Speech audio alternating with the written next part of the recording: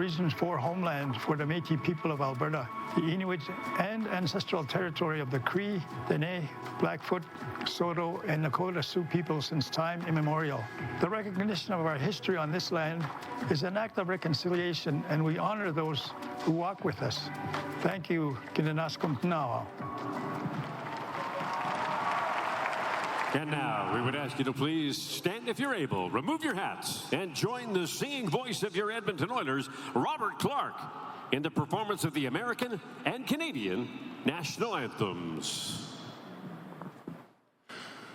Oh, say, can you see by the dawn's early light what so proudly we hailed at the twilight's last gleaming, whose broad stripes and bright stars through the perilous fight o'er the ramparts we watched were so gallantly streaming, and the rocket's red glare, the bombs bursting in air, gave proof through the night that our flag was still there.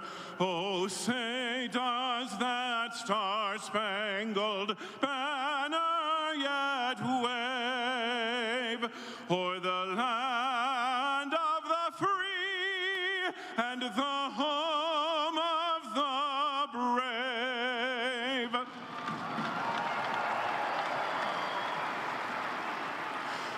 Oh, Canada, our home and native land, true patriot love in all of us command. With glowing hearts we see thee rise, the true North strong and free. From far and wide, oh Canada, we stand on guard for thee. God keep our land glorious and free. Oh Canada, we stand on guard for thee. Oh Canada, we stand on guard for thee.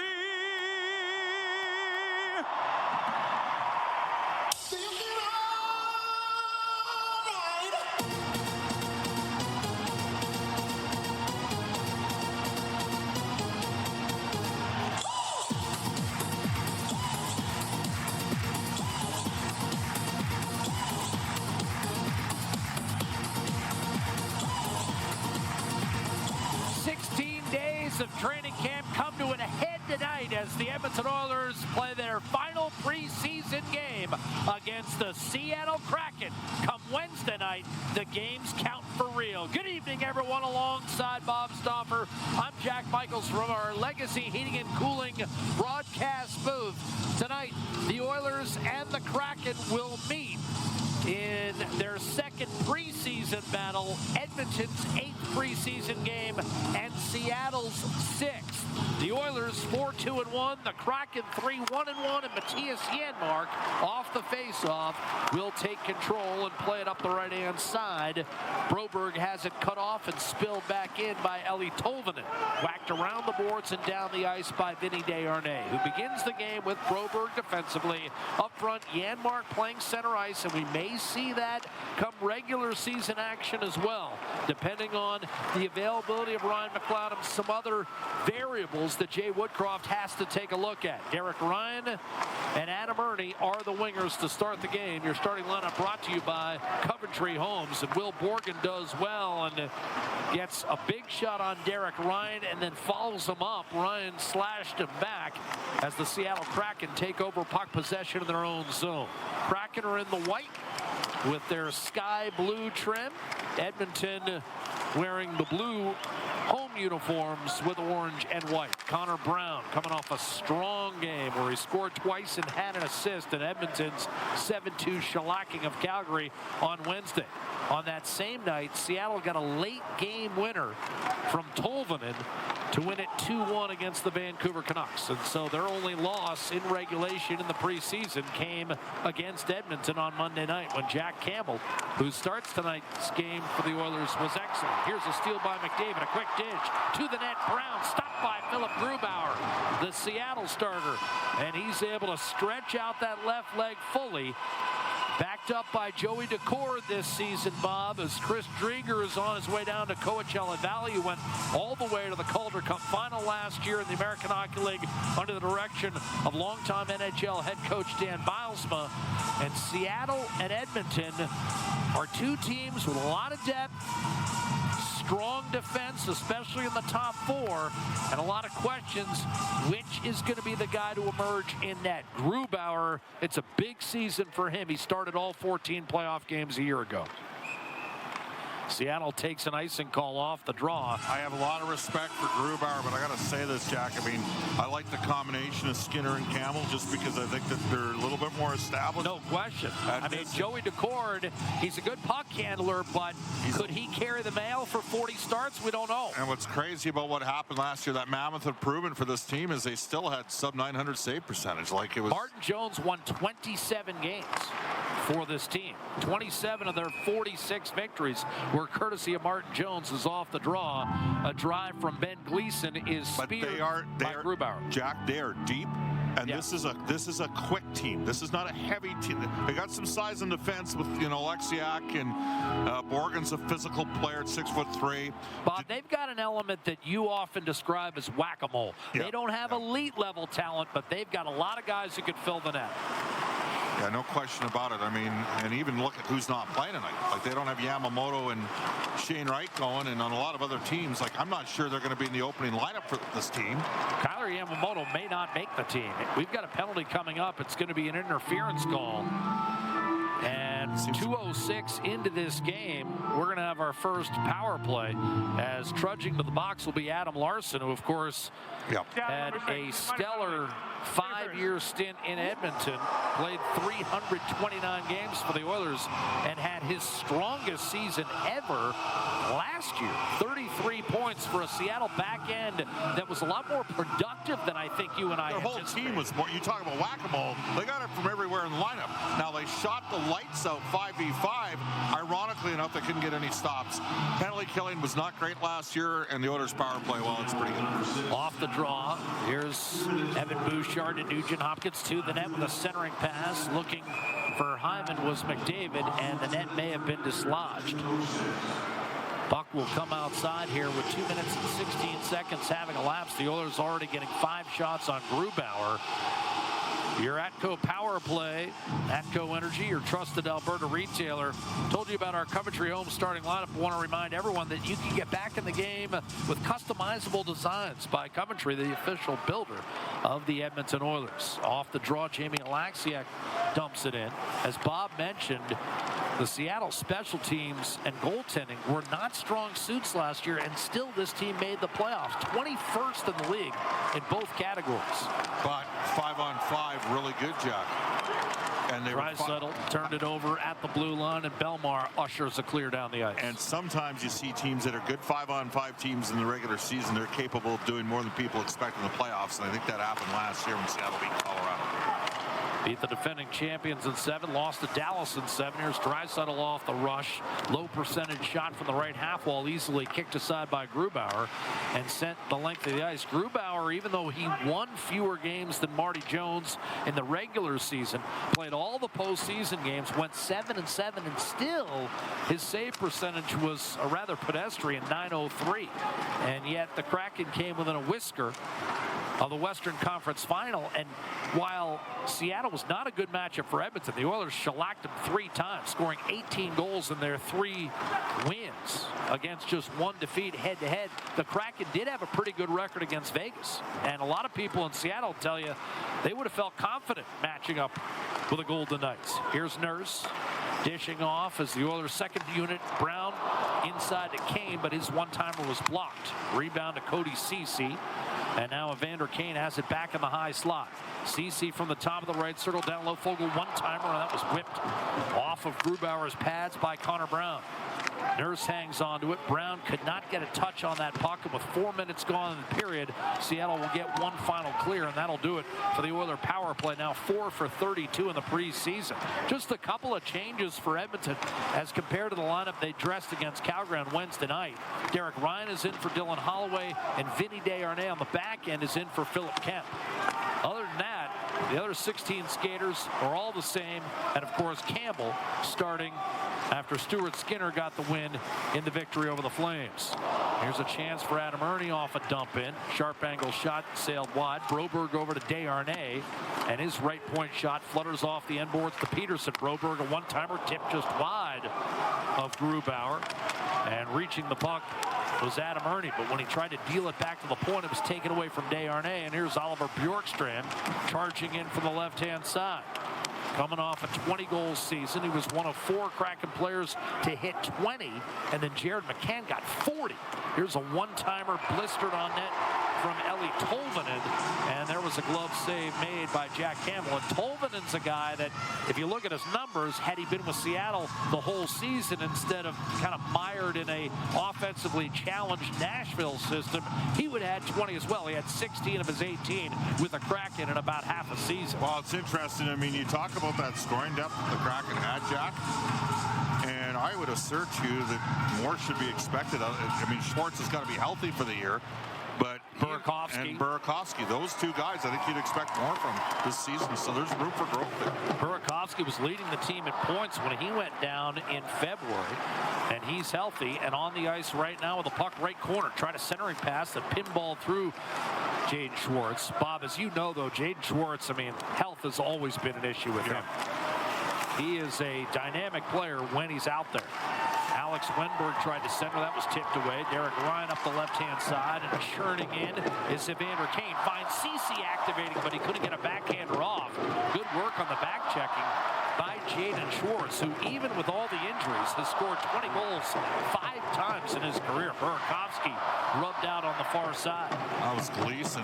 Kind of low-bridged him there. Gleason and Ceci a pairing tonight for Edmonton, and it's Gleason with a beautiful outlet on target. Hyman's into the net, and that was poked away by Grubauer with some interference on the backside. Jordan Eberle. Hard to believe Jordan Eberle turning 33, walking in. Here's Draisaitl to Hyman, a one-time backhand effort and a save made by Grubauer off a good rush against the Edmonton Oilers. And Edmonton has been sharp early, but so has Philip Grubauer. 7 saves in the first 6 minutes and 11 seconds. And that time he robbed Zach Hyman point blank. 13:49 to go first period. We're scoreless live at Rogers Place with a preseason finale. Preseason Edmonton Oilers Community Foundation 50-50 raffle. The jackpot now up over $52,000 and still climbing. Buy your tickets before tonight's 8 p.m. early bird draw for your chance to win $500 to Safeway or a pair of lower bowl tickets to the Heritage Classic during the 9 p.m. live draw in the third period. Purchase your tickets in person from 50-50 sellers on the concourse or scan the QR code on the video board and go directly to the buying link. Thank you for supporting the Edmonton Oilers Community Foundation. Fans, take part in tonight's Oilers Game Day Scratch and Win contest for your chance to win a pair of tickets to see the Doobie Brothers live in concert at Rogers Place October 24th. All you have to do is scan the QR code on the scoreboard or visit the Rogers Place app, select live and scratch and win, and you could be tonight's big winner. Go ahead and pull out your phones right now to play along. Thanks to everyone for playing. Make some noise! This is the rhythm of the night.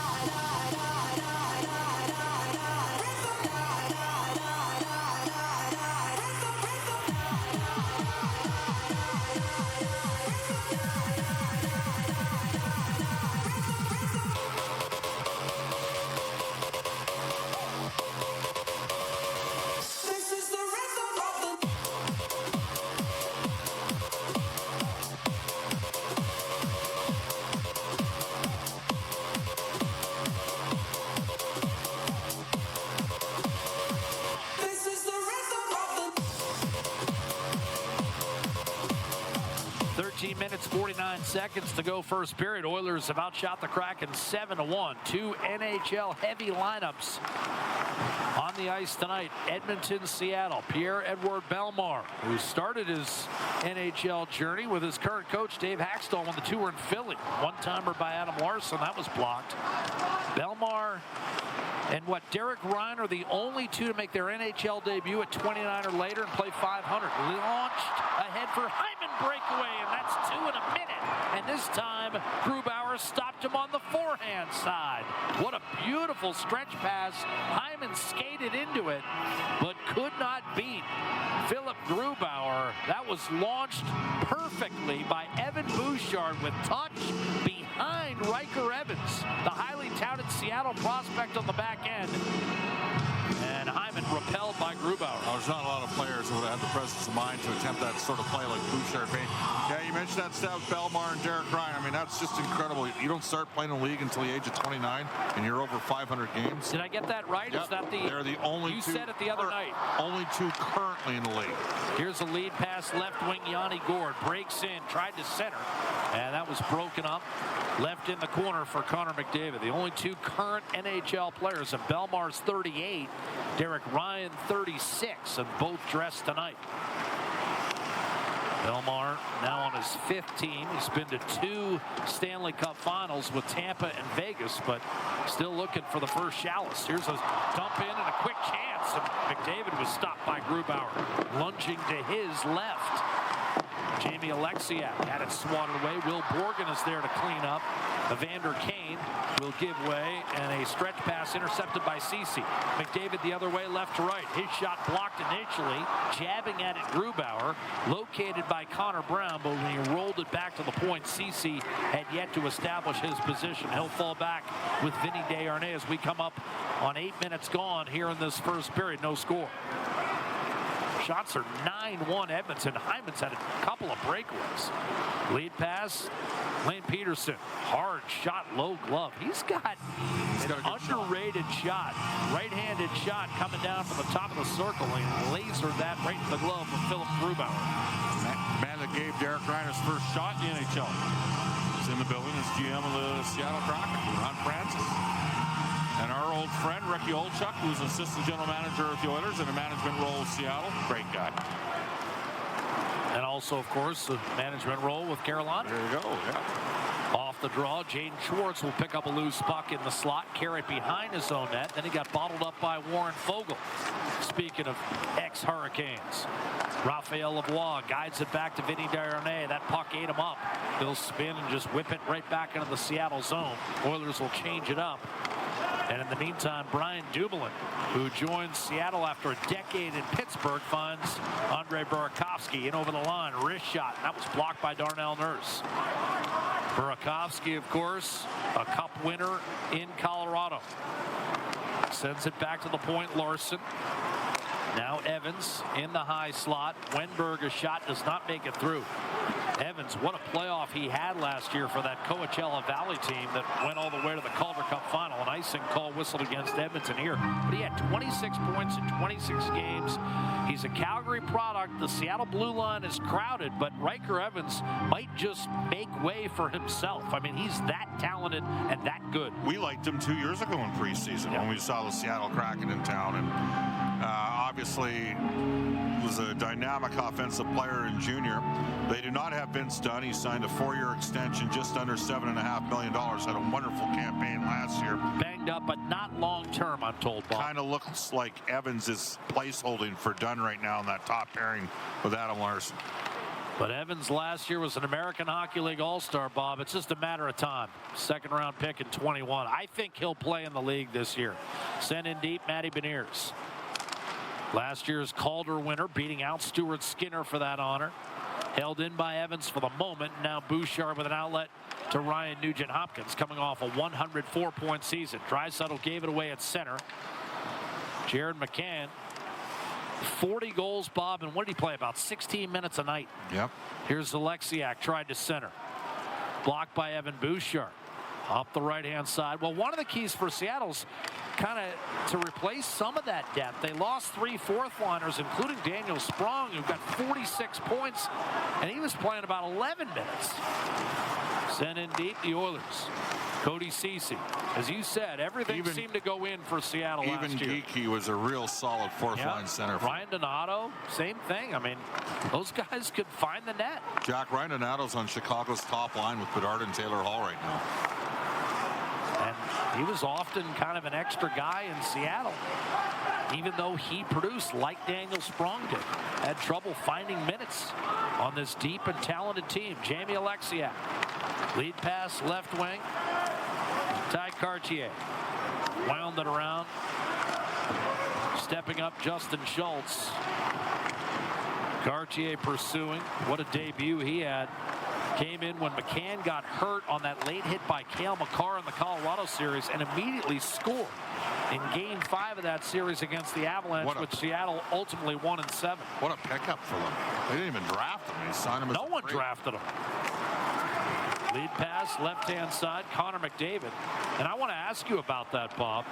I mean, 45 goals. Now, I know he was in overage, but, I mean, is it still indicative that every once in a while a guy will slip through the cracks? Because I know you're high on the player. Oh, yeah. I mean, the Oilers are going to have to go down that path because they're not going to have draft capital. They're going to have to find undrafted 20-year-olds. Here's Connor McDavid shoveling it toward the middle. Part of the reason they signed Brady Stonehouse, Jack. Same thing. Tolvanen looked to clear. Stonehouse signing was announced yesterday. Vinny Desharnais bottled up by Yanni Gourde, another find from Tampa, now with Seattle in his 3rd year. But he was a guy who languished for years in the American League before Tampa promoted him. And Yanni Gourde, invaluable as a veteran leader on the Seattle group. Here's Evander Kane weaving his way in. Not much on the shot. It was partially tipped and rolled into the feet of Philip Grubauer, who has stopped all 10 shots that have come his way. Seattle has a grand total of 1 shot against Jack Campbell at the other end, and still we're scoreless. With 8:21 to play in the first period, the preseason finale for both teams. Pacific Division rivals. All right, fans, I'm here with Oliver and Brett, and they're about to play our Tim Hortons Coffee Cup Shuffle. Now, on the line is an Oilers prize pack. Guys, this one's very straightforward, okay? In just a moment, I'm going to have you look up at the big board. You're going to see 3 Tim Hortons coffee cups, and we'll have a Timbit jump into one of the cups. They'll shuffle around, and then when they're done, you just have to identify which cup that Timbit is hiding in, and that Oilers prize pack is all yours, okay? You feeling ready, Oliver? Yeah. Yeah, I like that confidence. All right, let's look up at the big board and get this shuffle underway. Here we go. That Timbit is in, and they're off. All right, fans, you got to watch closely, too, just in case these two need a little help. You're going to shout out the answer at them. All right, original dark roast or latte? Latte. Latte with some confidence. Let's see if Oliver's right. Yes, you knew it. Good job. An Oilers prize pack is all yours. Congratulations. And remember that you can get personalized offers, earn points, and get Tim's rewards all on the Tim's app. Tim Hortons, the official coffee of the Edmonton Oilers.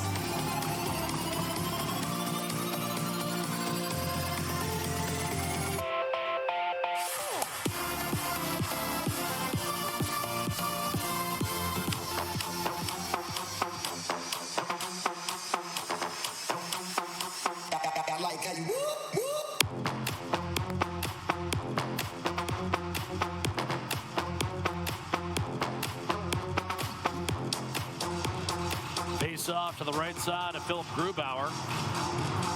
Digging in Alex Wenberg against Lane Peterson, and off the draw Warren Foegele battles for puck possession. Now behind the net, drilled by Alexiak, who worked the puck up the wall, but Lavoie is able to choke it off and now try a backhander from the high slot. That's batted out of midair, smacked down and played with a high stick by Lavoie, looking to keep that play alive. But again, there's no issue there. Lavoie battling and trying to keep the flow of play alive. And Bob, as long as he plays inside the dots, that's going to draw the kind of rave reviews from coaches that started to pick up in the second half of last season in the American Hockey League. Right now, I think he's in the driver's seat for the 12th and final forward spot on this team. Face-off won by Peterson, sent in deep, and Peterson himself finds Bouchard in the high slot. Fogle on the right half boards, and that's deflected high in the air. Bouchard was not aware where the puck was. In fact, about 7 players on the ice didn't know where the puck was. Here's Burakovsky hitting the trailer. Dumoulin, and his wrist shot kicked off the blocker of Campbell and stayed out. Wenberg tried to shovel it down low. That was interesting, Bob. It was like a bunch of players trying to recover a fumble while the football was bouncing about 10 yards away. Here's Bouchard. Had no idea where that puck was. Seattle turned it into an odd-man rush. Campbell got a piece of the second shot that has come his way. Here's Evan Bouchard, wearing the number 2, being pestered by Jordan Eberle, coming off yet another 20-goal season. Wrist shot from distance, and Jared McCann blows it right past the blocker of Jack Campbell, and that's how he scored 40 a year ago. Goal scorer's goal, 1-0 Seattle. Yep. And it starts with Eberle's pressure on Bouchard, which kind of disrupted Edmonton's flow coming up ice. Yeah, no question, Jack. It also looked to me a bit like McCann shot through. Not really. A little bit of a screen there with Nurse, but just a wicked blast from a guy. And I'll be honest, when we used to see him before, I did not think a chance this guy would score 40 goals. Not to disrespect him, but who saw that coming? Certainly not me. No. I mean, before he joined Seattle, Bob, 2 years ago, his career high was 35 points. He's had 50 and now 70, so he's doubled his career high. There's Jordan Eberle down from the right-hand side, coming off a 20-goal season, his 8th. It's all he does.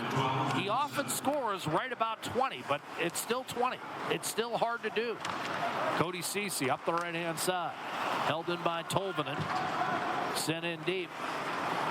Cody Ceci back behind the net. The league is filled with guys where you say, oh, he could be a 20-goal scorer. Well, Jordan Eberle is that on an annual basis. It's not easy to do. Bjorkstrand cutting through the middle is Alexiak. Desharnais challenging, forcing that puck behind the net. Takes a hop and is retrieved by Adam Erne. Fights through Yanni Gourde, barrels down the right-hand side, and ultimately lobs it behind the Seattle net. Of course, Erne and Gourde, one-time teammates in Tampa. Bjorkstrand did not get it out, held in by Derek Ryan. Grubauer the give, Will Borgen the outlet, and Bjorkstrand launches one up the right-hand side. Gourde against Broberg, who poked it into the far corner. The Oilers have people back. Whiffing on a shot was Cartier, and now it's out to Brian Dumoulin. One-timer off his back foot. Gourde, that's sailed wide. Dumoulin will send it down low. Cartier, last year's American Hockey League Rookie of the Year. They had another guy. I mean, the top 2 rookies in the league basically played for Coachella Valley.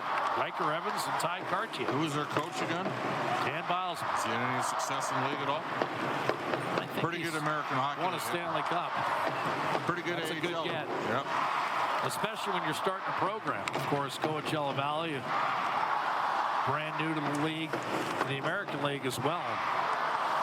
They had a hard luck series against Hershey. They lost in 7 games in the Calder Cup final. Here's a steal by Tanev. Curls behind the net, tried to wrap it around, and that was blocked. Their 3 wins came by a score of 14-2.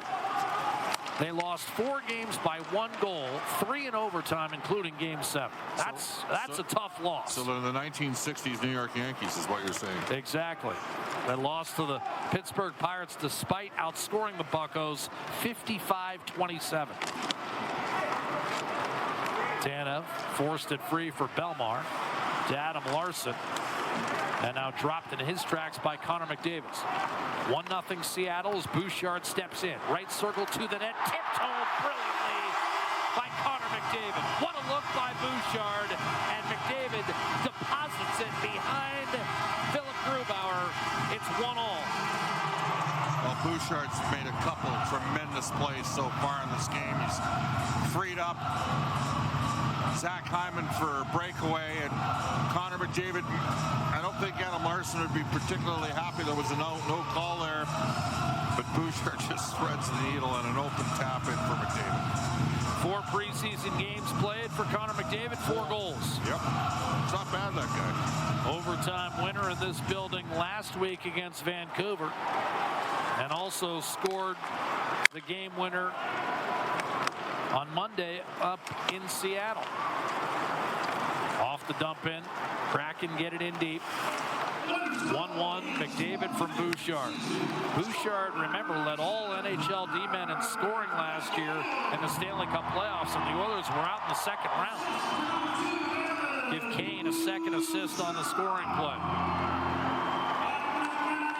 Kraken bust up ice, right to left. Burakovsky curls to the middle. Wrist shot save Campbell. Rebound nudged wide. Schwartz threw it out into the slot for Dumoulin. Ryan Dumoulin never scored more than 5 goals, but was a more than capable partner for 10 years with Chris Letang. The ideal stay-at-home guy with Letang's offensive ability. Dumoulin calmly dumps it in for Jared McCann. He's checked in the corner. Puck forced up ice. Gleason was the man that finished him off. Kraken will regroup at center. 3:13 to play. Lead pass for Eberle is off target, and that will lead us to an icing call with 3:09 remaining in the first period. And Edmonton having outshot Seattle 11-4 and breaking through on a brilliant feed for Bouchard and McDavid, answering the earlier goal scored by Jared McCann. So Draisaitl, after that icing call against Seattle, will take the face-off to the right of Grubauer. Edmonton got to Grubauer early and often several times last year. But he's been good tonight. 3 goals in 3.5 minutes at Climate Pledge Arena. Edmonton pasted Seattle twice, scoring 7 and 6 goals in wins. Jumped him early. Yes. Both games. Both games. Took it to him early, right from the get-go. Well, and again, it was not a good matchup for Seattle had they played Edmonton. But of course, neither team got that far. Seattle beaten in 7 by Dallas, and Edmonton went down in 6 games to the eventual Stanley Cup champion Vegas Golden Knights. Off the draw, puck deflects out of play, and Bob and I will take our final. Loyalty Rewards is a free program that gives Oilers fans the opportunity to earn points for attending games, making concession and retail purchases, watching from home, shopping with our partners, and much more. Redeem loyalty points for exclusive contests, reward items, and merchandise through loyaltyrewards.com or the Rogers Place app. Fans, with the announcement that Nickelback will be headlining the Heritage Classic, limited tickets are still available. Don't miss your chance to be a part of the Battle of Alberta history and secure your spot now. Head to NHL.com/Heritage Classic tickets to purchase yours today.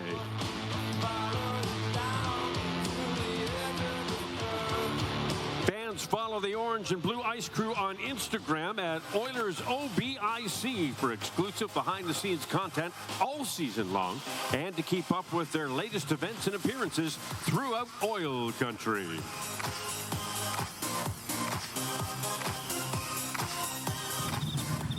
Okay, keep looking up. Okay.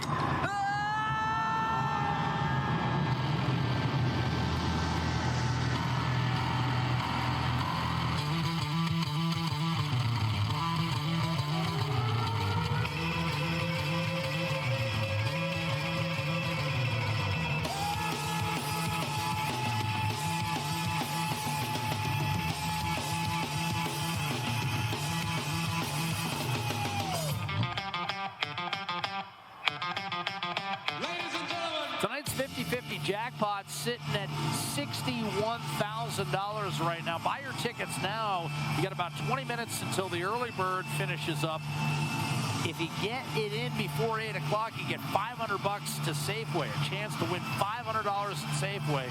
And then if you get in by 9 o'clock, you get a chance to get 2 lower bowl tickets to the Heritage Classic. Wow, what a ticket that's going to be. October 29th, Edmonton, Calgary at Commonwealth. Off the draw, flipped up the left-hand side by the Kraken, who took an early lead in this game on a goal by Jared McCann. Evan Bouchard found Connor McDavid for the equalizer, and that's where we sit. 1-1 with less than 3 minutes to go. A turnover by the Oilers, a backhander by Tanev, flicked aside by goaltender Jack Campbell. Here's Belmar up top. His shot was smothered. Alexiak will jump on it. Left corner, only to have it fished off his stick by Hyman. Broberg did not get it out. Sharp angled shot toward the net by Borgen, deflected away. And the Oilers given a second opportunity to get it out. Hyman was dumped to the ice by Alexiak, and drifting behind his own net for a reset will be Broberg.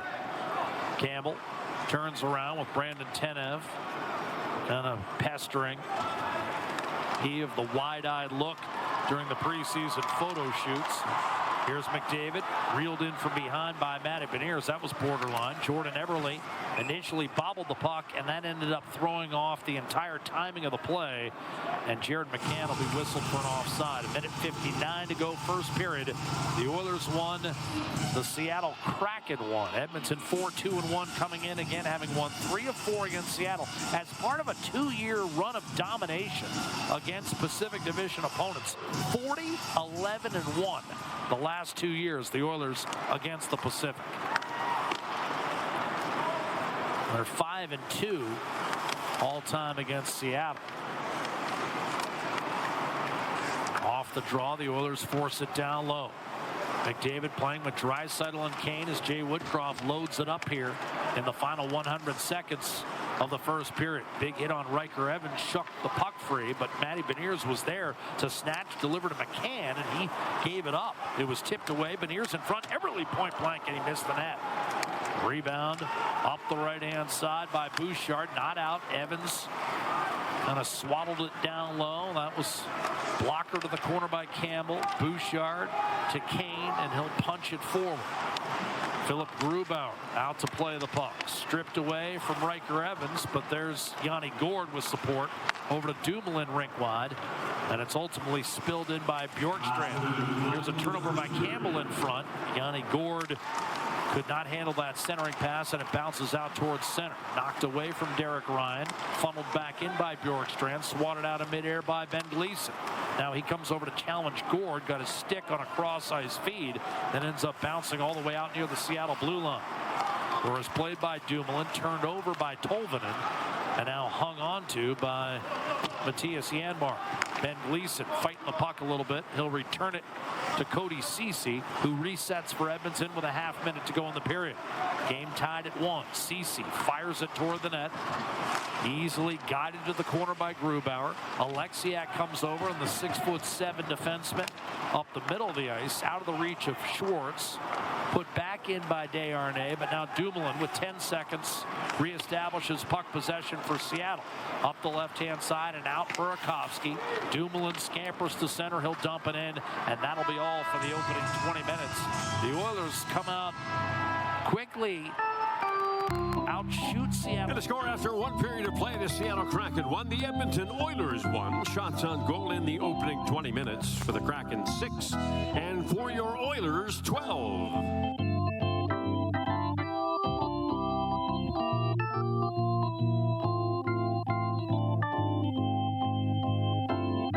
Please remember to be a good teammate and be kind to one another. Enjoy the rest of the hockey game. Tonight's preseason Edmonton Oilers Community Foundation 50-50 raffle. The jackpot now up over $61,000 and still climbing. Buy your tickets before tonight's 8 p.m. early bird draw. It's your chance to win $500 to Safeway or a pair of lower bowl tickets to the Heritage Classic during the 9 p.m. live draw in the third period. Purchase your tickets in person from 50-50 sellers on the concourse or scan the QR code on the video board and go directly to the buying link. The draw for that life-changing main jackpot takes place October 14th at 11 p.m. Thanks for supporting the Edmonton Oilers Community Foundation.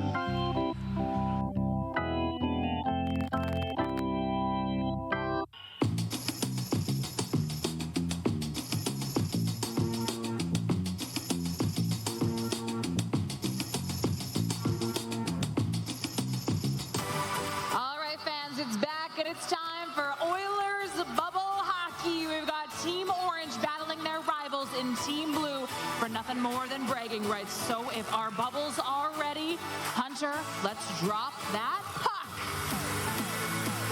All right, our bubbles are off, and it's Team Blue getting it first. Fighting for it. Team Orange having a little trouble staying on their feet.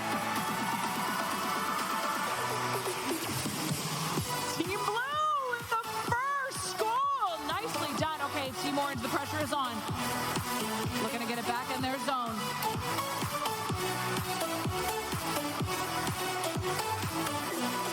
Ooh, Team Orange with what almost was a beautiful assist. Not giving it up. 40 seconds left in play, Bubbles. Orange really looking to defend that puck.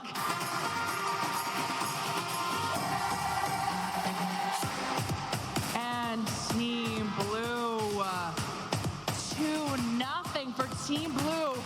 Can Orange make a late play comeback? Let's see, with 20 seconds left on the clock.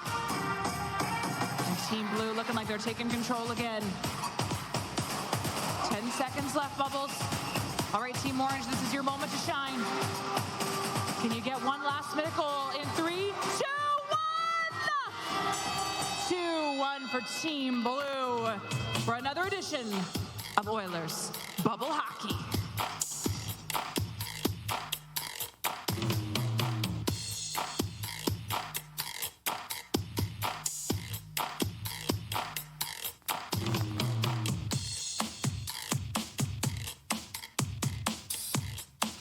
Fans, just a reminder to tune into Oilers Now with Bob Stauffer, weekdays from 5 to 7 on 630 CHED. The Edmonton Oilers Community Foundation is now accepting applications from registered charitable organizations in northern and central Alberta to participate in the 50-50 program. If you are a registered charitable organization in northern and central Alberta interested in participating in the 2023-24 Standing Up for Oil Country 50-50 program, please visit edmontonoilers.com/5050 applications. Take advantage of a limited-time preseason offer with Oilers Plus and get 1 month free. Use promo code preseason23 now and get must-see behind-the-scenes access, all episodes of The Drop, and much more. Don't miss out on this exclusive offer. Streaming now on Oilers Plus.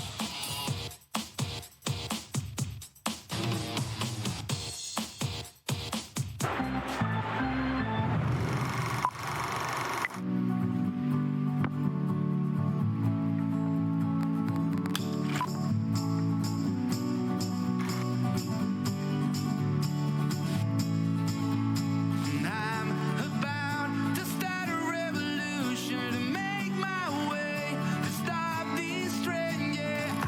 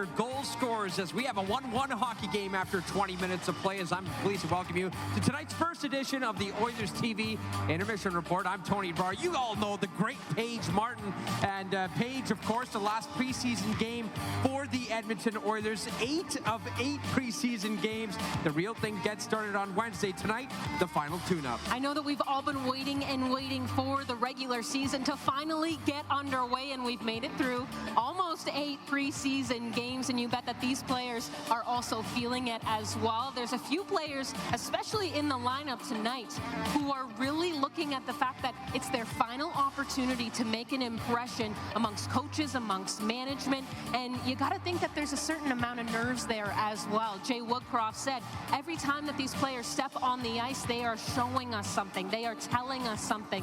So they're paying very, very close attention to what it is these players are telling them, and so you just got to feel for them that they really feel it tonight. All right, let's take a look at tonight's first goal scorer. It was Jared McCann getting on the board on a wicked wrist shot that beat Jack Campbell on the blocker side. That goal unassisted at 12:57. And Paige, you know one of my favorite artists, Drake.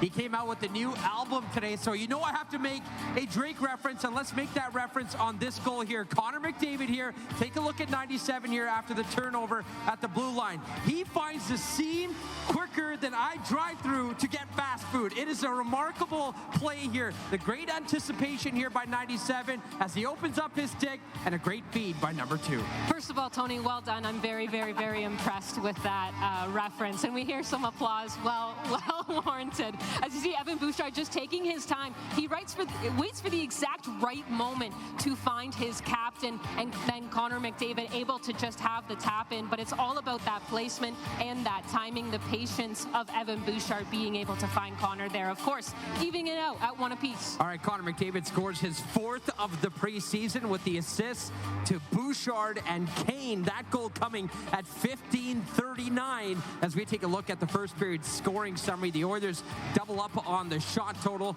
against the Seattle Kraken in the opening 20-12-6. A great period there by Grubauer, making a few, really 10 bell saves on Zach Hyman especially, but that is the score and the scoring summary after 20 minutes of play. Now, of course, one of the intriguing storylines here is there's a lot of anticipation for amongst Oil Country in seeing that who's going to be dressing on the opening night roster, and this man right here, number 6, Ben Gleason, has entered the chat, especially with the injury to Matthias Ekholm. Well, Ben Gleason the other night in Seattle, Tony, he was +4. He was really showcasing that when he's on the ice, very good things happen. And Ben Gleason, I mean, he's played in the NHL before. He knows what it takes. But I liked what our good friend Cam Moon said earlier today, that Ben Gleason has this certain level of poise, this patience, and this confidence. And you see it when he's out there on the ice, that, you know, you can trust when he's out there that good things will happen. We saw it Monday night in Seattle. We see it again tonight. And he's one of those players that's really showing, I am valuable to this lineup. And a couple of updates on a few Oilers. Of course, Oil Country paying close attention to the injury report. Ryan McLeod did say this morning that he basically feels like he's 100%. Head coach Jay Woodcroft did confirm yesterday after practice that Ryan McLeod will be dressing in the season opener in Vancouver. Meanwhile, Matthias Ekholm, a little bit more complicated than that. He admitted this morning to us media members that, you know what, the recovery has been a little slower than anticipated, so it's a wait-and-see game to see. Another Drake reference coming up here, if he'll suit up away from home. Let's take a look back at the first period highlights.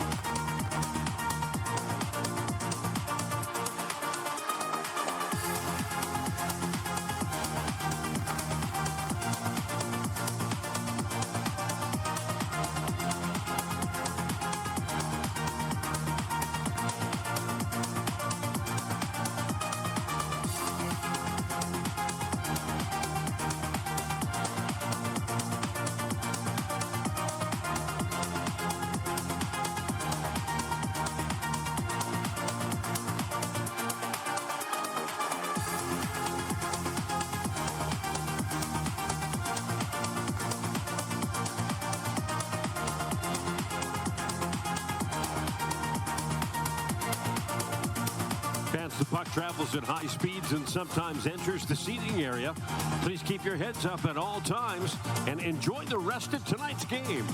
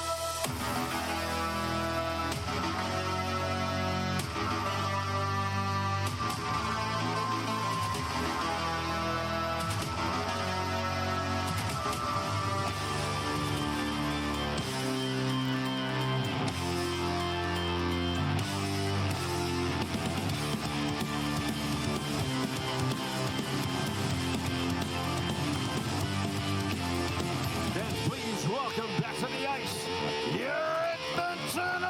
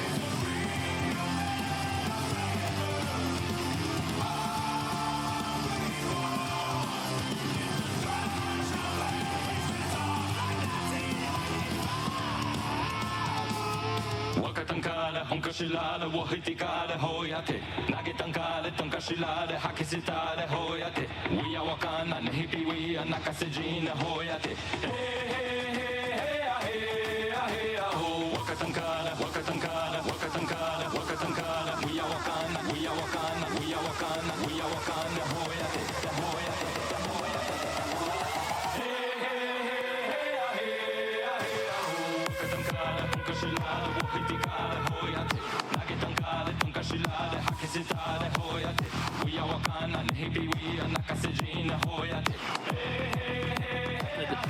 At 12:57, just a bullet inside the left post against Jack Campbell, but Edmonton came right back. Bouchard and Kane with assists on Connor McDavid's fourth of the preseason. And as we welcome him back inside Rogers Place, we're tied at 1 for the start of the second period alongside Bob Stauffer on Jack Michaels from our Legacy Heating and Cooling broadcast booth. Legacy, home of no interest, no payments for 1 year. Face-off win for Derek Ryan. Philip Broberg from center, and he'll wrist it down deep. And I'm a Legacy fan, Bob. You got me on that bandwagon. Here's Desharnais curled. They're fun guys too, Jack. Yeah, good guys, but the work is more than solid as well. Lead pass up the gut from Yanni Gord and fired in by Eeli Tolvanen. Reversed by Bjorkstrand back behind the Oiler net. Desharnais trying to dislodge, and the puck comes free and scooped up by Jack Campbell a half minute into the second period. With 40 minutes left in the preseason, Edmonton checking in at 4-2-1. Again, the Oilers will open on the road in Vancouver. And it's only the 11th time in their 44 years as an NHL franchise that they'll open on the road. They'll do so in Vancouver and then be home a week from tomorrow night against those same Vancouver Canucks. In fact, they play them again, November the 6th. So a lot of Canucks early in the season. So I'm just thinking to myself, year 14 for you. Yes. So year 14 for you and me together. How many times have we opened up the road during that time? Well, the one was coming off the lockout. Remember, we opened, I think, in Vancouver, a drive from the high slot, and that sailed wide off the end boards. And then there was a game in St. Louis where the Oilers opened on the road. Remember that goal credited to Nugent Hopkins where it was actually swatted in by a St. Louis Blue. That was Connor McDavid's rookie year, wasn't it? Yes. Connor McDavid scored subsequently on a tip in a game that was played in Dallas on that same season opening road trip. Here's Matty Beniers down the middle. Jamie Alexiak stumbled, almost blew an axle, and here's McCann swinging around the boards. Check at Beniers, and now fired from long range by Borgen. Blocked by Campbell. Rebound out to Alexiak. Soft chip. Borgen a tip in front of backhander Beniers. That was blocked by Campbell. And now Bouchard came over to work the puck free. Nurse able to muscle it up the left-hand side. Nugent Hopkins didn't get it out. Took a cross-check from Borgen. Didn't like it. They're still sticking one another. McCann cuts inside. Feathers a pass to Eberle back in front on the deflection. And Campbell slid across to his right to make the save.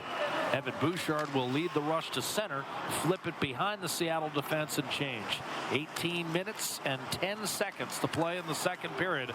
And the Oilers and Kraken knotted at one. A hit on Burakovsky delivered by Evander Kane. But an outlet right on target for Jaden Schwartz. He'll send it in deep. Alex Wenberg, a bit of a drive-by, hacked free, and Ben Gleason will activate and lead the rush down the right-hand side. Brown in front, off the pads of Grubauer, looking to locate McDavid. Connor Brown fighting the puck. He's got three Kraken draped all over him, and finally it comes free to Justin Schultz. The one-time Oiler up to Jaden Schwartz, back in front to Schultz, and a save made by Jack Campbell, and a big hit. Leveled, and Gleason is going to take issue with that one. He goes right after Cody Ceci. In the meantime, the Kraken scored, but it's going to be waved off as there was pushing and shoving in the far corner. The Kraken ended up scoring on the play. Wenberg won. But it was whistled down, and that was a big hit on Cody Ceci, and Gleason went right after Alex Wenberg. He smoked Ceci in the corner boards, and a big dust up, and they blew it dead before Seattle ended up scoring. Wenberg did not throw down. McDavid and Kane went over and then looked behind them and saw Seattle basically playing 2-on-none. Penalty, unsportsmanlike conduct. The only minor will be handed out. Kill that one off.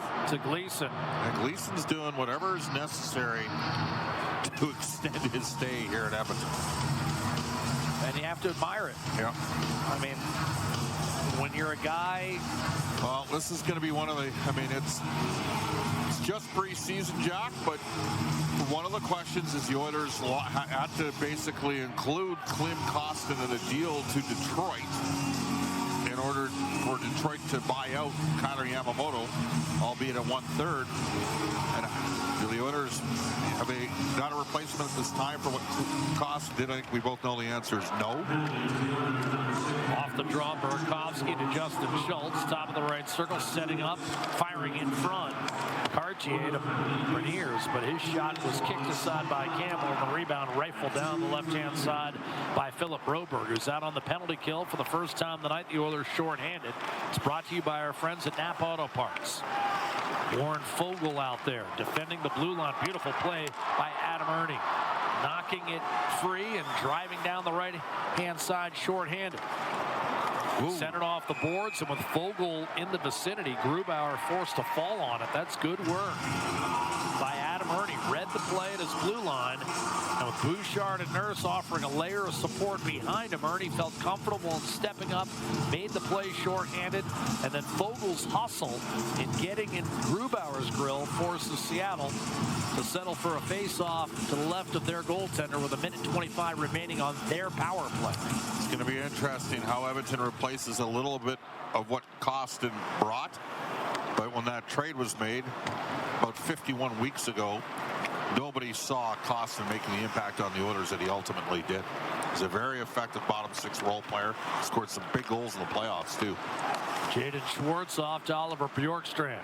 Cross ice. Here's Tolvanen. Centering pass, and that just missed Jaden Schwartz. Here's an opening. Tolvanen looking for Schwartz in the middle of the ice. Broken up, and Connor Brown picks it up for the Oilers and able to slide it in deep. Of course, in that decisive game in LA, the Game 6 clincher, Costin scored 2 and Yamamoto scored the game and eventual series winner. Jordan Eberle weaving his way in, and a misplay as he tried to hand that off to Bjorkstrand, but the puck took a hop on him, and as a result, it was an offside whistled against Seattle. Wow. The problem in the Vegas series was they got 11 goals from McDavid and Draisaitl. That's the good news. The bad news is they only got 8 more goals during the course of the series. That secondary scoring depth that they had basically the entire season kind of dried up in that series against Vegas, and it was Vegas, the team that got the 5-on-5 scoring that tilted the ice, especially in Game 5 and Game 6. I think you'd agree with me. They had enough goals.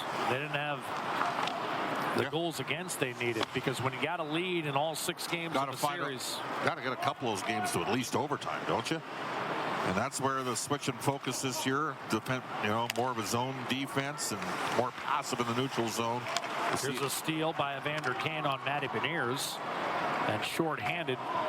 Kane is able to golf it behind the Seattle net, and the Kraken power play will die. So they're now 5 for 20 in the preseason, after again being 21st in the league on the power play last year.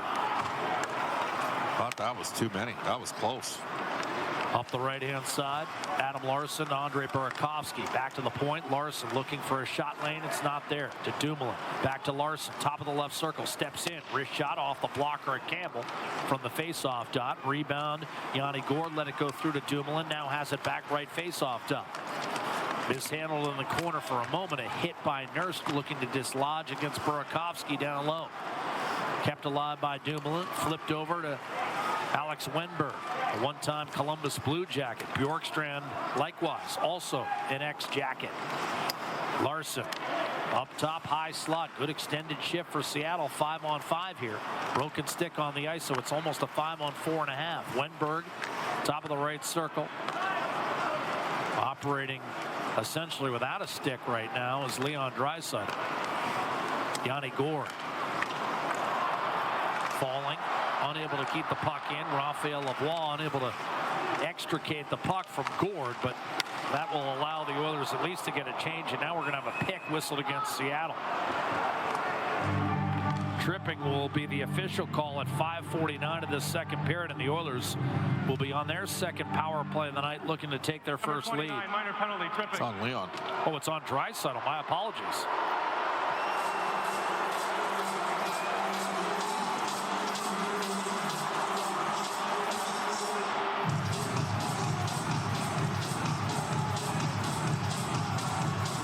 So Draisaitl goes to the box. He was heading to the bench and cross pass with Brandon Tanev. And so it's Seattle right back on the power play. Face off right side of goaltender Jack Campbell.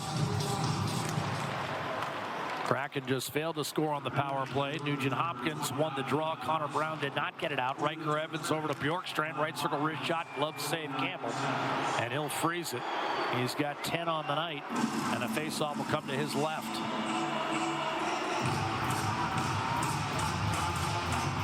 Seattle, meanwhile, opens in Vegas Tuesday night, which is actually opening night of the NHL. NHL teams have to have their lineups in place by 3 o'clock Edmonton time on Monday. Desharnais unable to get it out off the draw. Second time hit the linesman. A third time bottled up by Jaden Schwartz. Jordan Eberle. Soft chip to Bjorkstrand. And now a long distance shot taken by Evans, and that's speared by Jack Campbell. Riker Evans, a highly productive player from the back end for the Regina Pats, and then an American Hockey League All-Star last year in his first pro season. 44 points in the regular season, and then 26 in the playoffs. They beat a pretty good team along the way, right? The Calgary Wranglers had a good season last year. Dustin Wolf in goal. Lane Peterson, well, he's the MVP of the entire league. Face-off win for Peterson. A length of the ice clear delivered by Cody Ceci. None the worse for wear after that hit by Wenberg. 6 1/2 gone by in the second period. Back-to-back Seattle power plays. Turnover by Jordan Eberle. Lane Peterson shorthanded. Reach shot, right circle, and that caught the side of the net. I think Grubauer got a piece with the leather, and it kissed the side of the net on its way by. Eberle hits the Edmonton line. Bjorkstrand to Tolvanen. He could shoot it. Bothered by Peterson. He'll return to the point. Ernie on that side. Pursuit behind the net. And a clear out successfully executed by Nurse, allowing Ernie a clear down the left-hand side.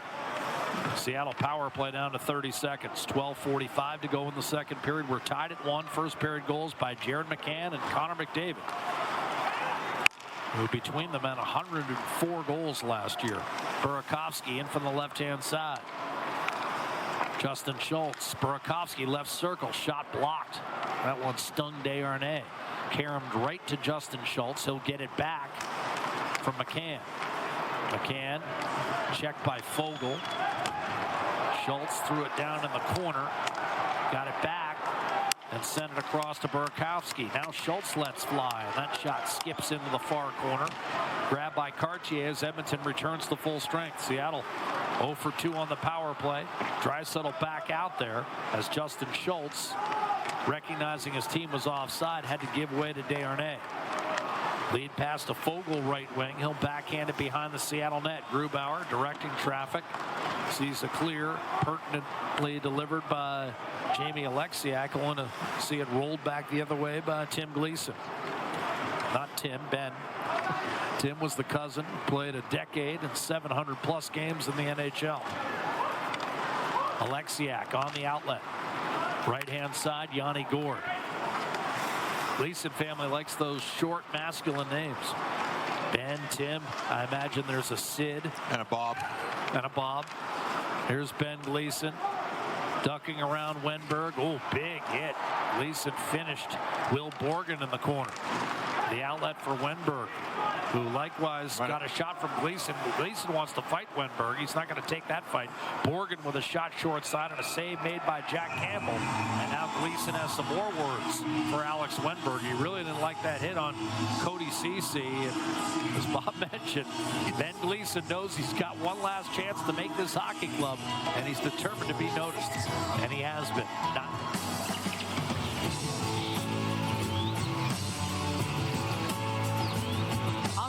It's time for another edition of Hunter.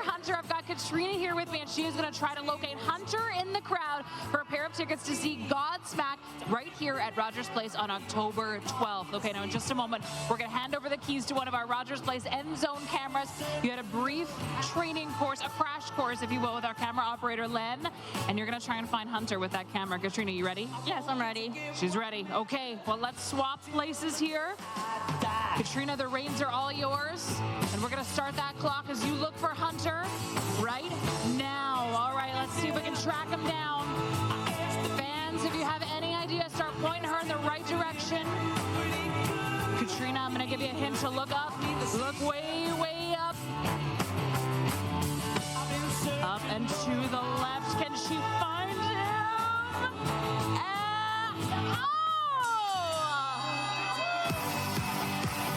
All right, that was maybe 21, 22 seconds, but we're going to give it to you anyways. Katrina, you're off to go see Godsmack October 12th right here at Rogers Place. And if you want to go check out that show, head to Ticketmaster.ca.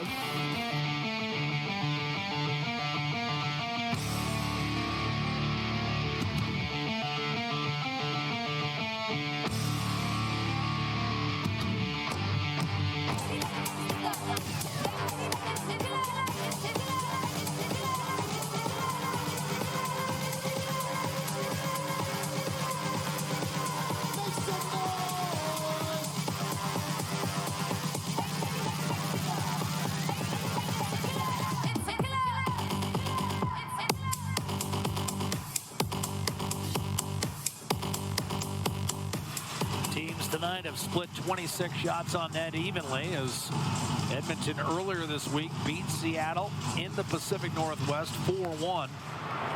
McDavid with the game winner in that one. And Jack Campbell, a sterling effort in net. He came in having stopped 64 of 66 shots, 12 of 13 tonight. Having a stellar preseason. Evander Kane busting in from the left-hand side. A centering pass went off a skate. It was intended for Connor Brown, but cleared safely by Cartier. And now moving in, Pierre-Edouard Bellemare turned over at the Edmonton line. Kane a bit off balance, managed to stay on side, tried to throw it across. It was tipped and ultimately gathered by Brown and played back to Nurse for a drive that was blocked up top by Cartier. He'll fire one rink wide for Tanev, then get it right back, but the pass eluded him. He took it away from Darnell Nurse, slid off one check from McDavid, but not the second. And Brown will give it up for Connor McDavid, left wing. He's double teamed. Larson in pursuit, Dumoulin off to Bellemare, and the puck successfully cleared back through the neutral zone. Philip Broberg leading the rush down the left-hand side. And he takes a pop from Adam Larson for his trouble. Broberg, good game Monday in Seattle, and he followed it up with another fine outing Wednesday in the pulverization of Calgary. Kraken into the offensive zone. Jordan Eberle handles the saucer pass, and a one-timer fired by Evans disappears into the glove hand of goaltender Jack Campbell. And one of the plays that Broberg made up in Seattle was a beautiful backhand dish to Xavier Bourgault for the latter's second goal. It's kind of kick-started his preseason a bit. Much more assertive in the last two. Fans, don't miss the chance to score with this limited time deal at the Section 109 Ice District Authentics location. Take advantage of a buy one, get one 50% off deal on Mitchell and Ness products. Get yourself geared up and ready for the season with this smoking hot deal, available only at the Section 109 location. So make sure you swing by during the intermission. Less than 175 Oilers season seats remain. Limited full and split season seats options are available in both upper and lower bowl locations. To learn more about available season seats, go to edmontonoilers.com/season seats or visit the sales booth at Section 120. Calling all Oilers fans, the West Edmonton Mall autograph session is back. Come meet your favorite Oilers players in this full team event. The entire Oilers roster will be in attendance, and you don't want to miss it. Join us October 12th from 6 to 8 p.m. and head over to web.ca/Oilers for more information.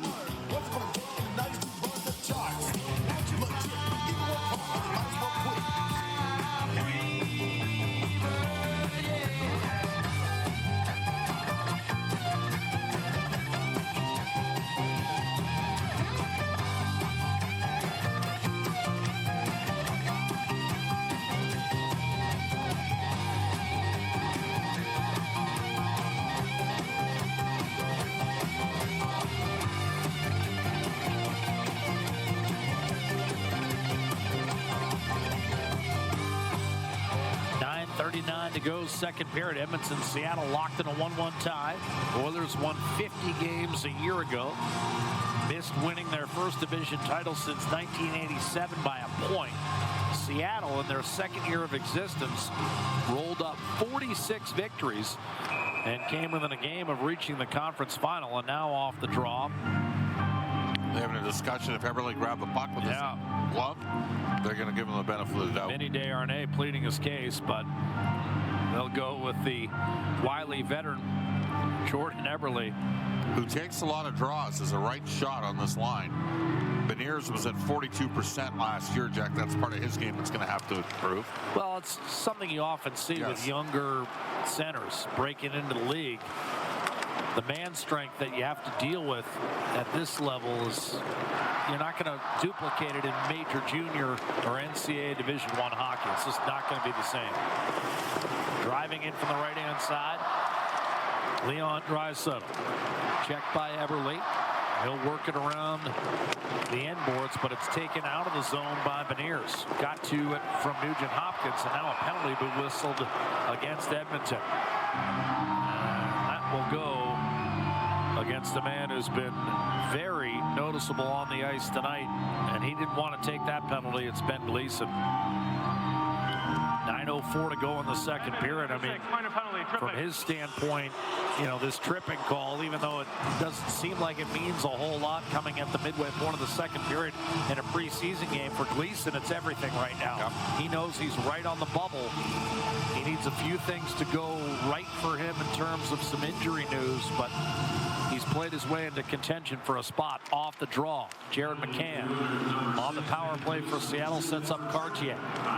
Harassed by Matthias Janmark, and up top Peterson challenging off to Cartier. He whistled one off the outside of the right goal post. Campbell had that covered up. McCann over to Burakovsky, and now Schultz watches it sail through. Beautiful feed Cartier, but slow to release was McCann. Now McCann gets it back, and this time fires it off the left pad of Jack Campbell. Good save for the Oiler netminder. Cartier on the rebound. From the right circle, Beniers. He'll get it back from Justin Schultz. Deliver down low. McCann tried to give it to Beniers. Broken up, but not out. Darnell Nurse got a stick on it. Didn't get it out. He and CC out there on the Napa Auto Parts penalty kill. Peterson and Janmark up top. Shot from the point, caught up near the clavicle by Campbell. He had a good look at it. Burakovsky was just hoping to angle one off his pads, but Campbell caught it. Now both teams will shuffle the deck personnel-wise with 1:05 left in the penalty to Gleason, and 8:09 remaining in this second period with the game tied at 1. No scoring thus far in the second. McCann and McDavid, the team's leading scorers a year ago, accounting for the first period goals. 12-1 the shots here in the second in Seattle. Game started 9-1 Edmonton. Since then, 16-4. Off the draw, little feed by Riker Evans from the high slot, pursued by Derek Ryan. He'll move it inside Yanni Gourde from Tolvanen, who then played it back. Long shot Evans, and that might have stung Vinny Desharnais. Caught him on the left wrist, I believe. Bjorkstrand strides to the top of the right circle, gives it up. Shot blocked against Tolvanen. He'll leave it for Yanni Gourde. Hugging the left half boards. Derek Ryan in the shot lane. Now Bjorkstrand in front, feathered toward the net, and Eberle could not pop it over the left pad of Jack Campbell, who makes the save and keeps it a 1-1 tie with 7:26 to go in the second. And he's hurt right now. Took one off the leg and one off the hand. And Seattle, who were not a great face-off team last season, 50% after the first period, but they've won the 2 draws on this power play. The Oilers have never got the puck out of their own zone. Eberle against Janmark, who this time wins the face-off. Nurse failed to clear. Bouchard tied up in the corner with a couple of members of the Kraken. Battling hard as Gourde flicked it back to the high slot. Briefly held in by Tolvanen, now carried out by Janmark. He finds Warren Foegele to Janmark. A backhander to kick save made by Philip Grubauer. That shorthanded chance developed out of nowhere, and Edmonton back at full strength. Eberle down the middle of the ice, and that was flubbed by Bjorkstrand. He had a good look, wide open in the slot. Got it back from Gourde, slammed it off the side of the net. Gourde kicks it out to Adam Larsson.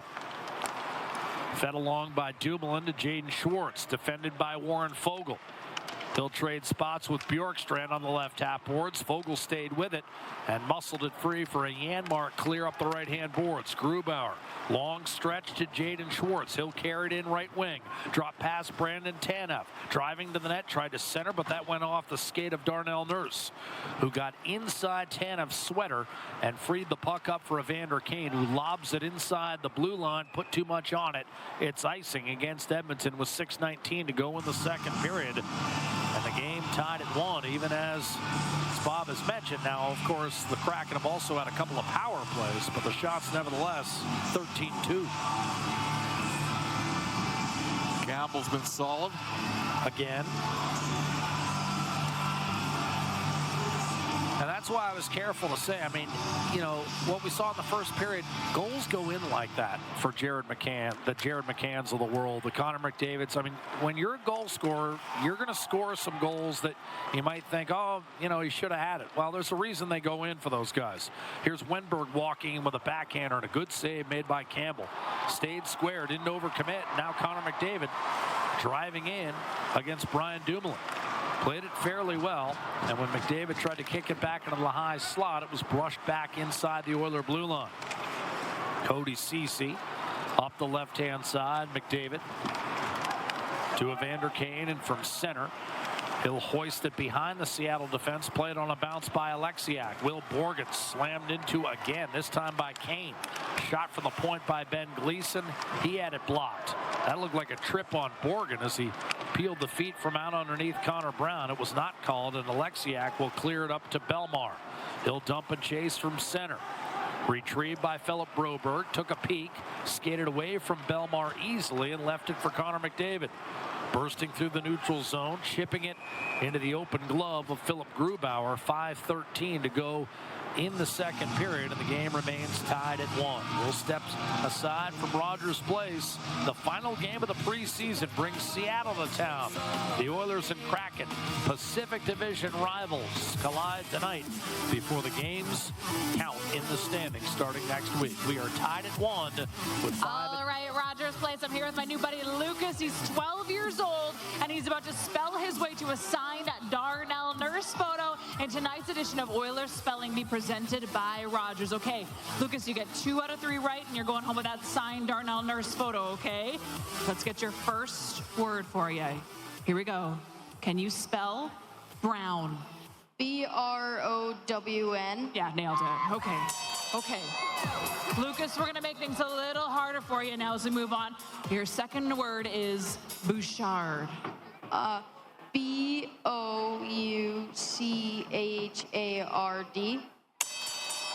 Professional speller over here. All right, we got the 2 out of 3, but let's just for fun see if you can get the last one, okay? Can you spell Fogle? F-O-U-G-L-E.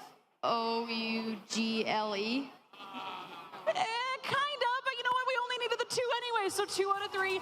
You got the signed Darnell Nurse photo. Lucas, at 12 years old, amazing, amazing job. And fans, with NHL Puck Drop just around the corner, Rogers Moments wants to send you on a VIP trip to any NHL home opener. Enter at rogers.com/NHL Faceoff.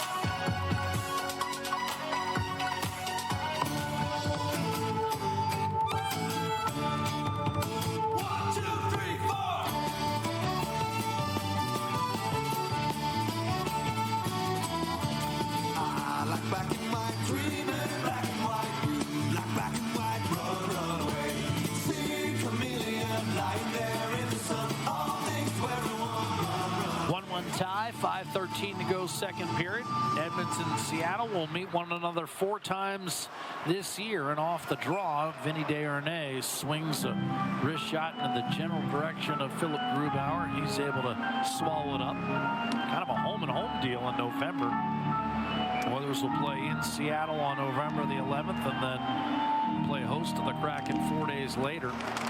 They'll meet again in mid-January here at Rogers Place and close out their regular season series in early March in Seattle. Hyman off to Leon Draisaitl. And again, Edmonton feasting on Pacific Division opponents the last 2 regular seasons. Finished last year on a 14-0-1 run against the division, including a big win in Seattle where they got to Grubauer early with 3 goals in the first 3.5 minutes. Here's Nugent Hopkins. A wrist shot by Desharnais. Snapped his stick. Seattle with the puck, and now a penalty will be called, a slash. And there was a reason that stick was snapped. And it's going to be a slash handed out to Yanni Gord. Number 37, minor penalty for slashing. Oh, what a story. There's the second power play of the game. Bob, excuse me. Yeah, what a story he's been. He works his way all the way up from the ECHL at a 64-point season with Tampa Bay. Fairly consistent. Second/third line center at this stage in his career. Won 2 Stanley Cups. I mean, he's had a nice go of it, and He's sitting in the box right now, and Edmonton looks for its first lead of the night. With 4.5 to go in the second period, it's an Atco power play. The usual suspects, Draisaitl, McDavid, Hyman, Nugent-Hopkins, and Bouchard, but a face-off win for Seattle, and it's pounded down the ice by Jamie Alexiak. Part of the reason Bellemare was brought in, right? That veteran poise and presence and penalty killer. Professionalism. McDavid weaving his way through center. Beautiful move. Alexiak finally able to reel him in. Force the puck free, and all of a sudden it's a 3-on-2 for Seattle, shorthanded if they want it. Left to right comes Brandon Tanev. Over the line, stripped from behind by Nugent-Hopkins, and there's the problem. Now it's a 3-on-1 the other way. Nugent-Hopkins to Zach Hyman. Wrist shot, score! Might get a challenge here. Looks really close to offside at the blue line. Nugent-Hopkins makes the play. Hyman finishes it. Power play goal for Edmonton, 2-1.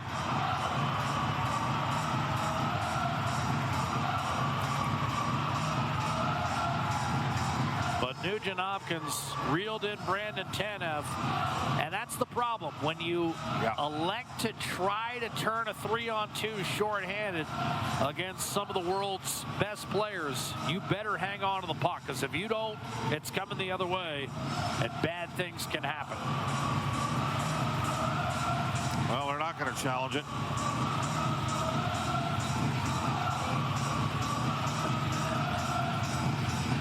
I love my partner. He's already worried about preseason challenges. It's all good, Jack. We're there for you. Would you say you're concerned about a potential challenge on what, 3 out of 5 goals? Does that say more about me or more about the state of the league right now, Jack? That's true. Here's Jared McCann tumbling to the ice as he tried an off-balance wrist shot from about 45 feet. When he carried it back in, he was offside. 3:29 to go second period, but how about the pursuit? And again, that's why he's been known as that two-way guy for 13 years. Ryan Nugent-Hopkins makes the defensive play at one end and a brilliant feed to the middle to allow Zach Hyman to bury it at the other. That's a good shot by Hyman, but I just didn't have Nugent-Hopkins finally breaking the plateau of 100 points in his 12th year when he never had a 70-point season before him. It's quite the story. Yeah, you weren't thinking 100, Bob. You were thinking, well, maybe you could get 70 or 80.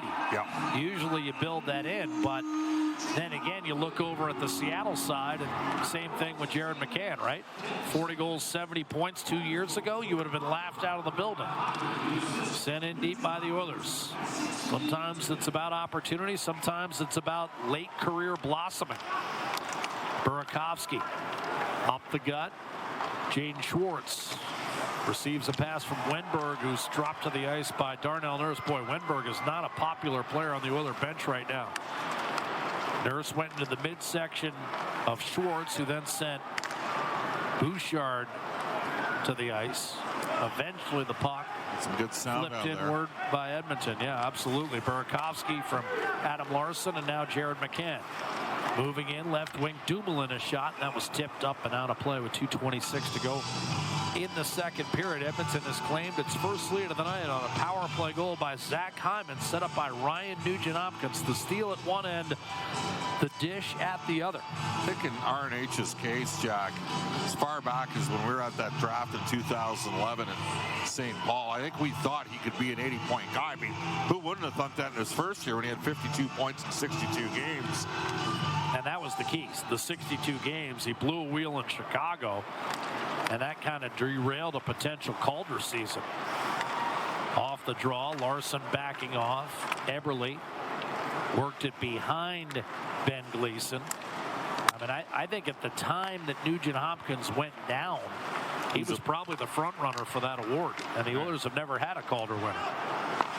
Well, Landeskog got the same amount of points and played 82 games, and he got the Calder that year. Didn't he? Matty Beniers, right-hand side. Eberle dropped it back. Beniers a shot, save Campbell, rebounded Campbell was able to fight that one off against Beniers. Minute 49 to go in the second period, still 2-1 Edmonton. I've often said when you're on a power play that clicks at 32.4% in the NHL, there's a chance you're going to have career highs. Yeah. Well, everyone did. Right. McDavid 153, Draisaitl 128, the most forgotten 128-point season arguably in the last 25 years of the league. Ryan Nugent-Hopkins 104, Hyman 83. So what does Bouchard get this year? Well, if he's running the first unit the entire season, you'd think that 60 points is certainly a possibility. 100%. Vince Dunn had 64 last year. Here's Yanni Gourde at the middle of the ice. Ellie Tolvanen stripped by Nugent-Hopkins, starting up ice with Draisaitl and Hyman. Draisaitl, a little drag move off to Hyman, and that was knocked off a stick by Will Borgen and backhanded ahead for Bjorkstrand. He was checked immediately by Vinny Desharnais, and Draisaitl will carry it back into the offensive zone. Good battle won by Nugent-Hopkins. He's been dogged on the puck tonight. Gets a pass from Draisaitl and shoots it right off the post. Leon Draisaitl, beautiful reverse hit, flattened Tolvanen, then fought off Borgen as well. Back to Broberg. Nugent-Hopkins to Broberg. Draisaitl, Nugent-Hopkins. Broberg with a minute to go in the period. Over to Darnell Nurse. A shot, a save, Grubauer. Leon Draisaitl, Bob, it's evident, recognizes that Nugent-Hopkins is playing at a very high level. He's looking to feed him whenever possible. Yanni Gourde off to Alexiak, and that went off the heel of the stick of Ty Cartier with 40 seconds to go in the second period. That was also a sequence where Draisaitl went into that little zone of his where he gets to a point, Bob, where you're not getting the puck from him no matter how many players you throw at him. And that's part of the reason why I think he's a guy who is almost better in the playoffs in the regular season, because he's playing playoff hockey in the regular season, engaging in that level of physicality. It's not an adjustment for him come playoff time, even when he's playing on one leg, as we saw 2 years ago. 17 points in 5 games against the Calgary Flames. Belmar up the right-hand side. Brandon Tanev tried to chip it back in front, and then a great save made by Campbell. It came right back to Tanev, who wired it on net. And Campbell, in a little swim move, caught the puck as it was heading underneath the bar with 23 seconds to go. Tanev got a break when that puck came right back to him, and yet Campbell was there and made a difficult save because Tanev shot it right by his ear, and that's where a lot of scorers are starting to aim, right by the ears of the goaltenders. And Campbell was able to fight that off and make it look routine. Face-off win for Seattle.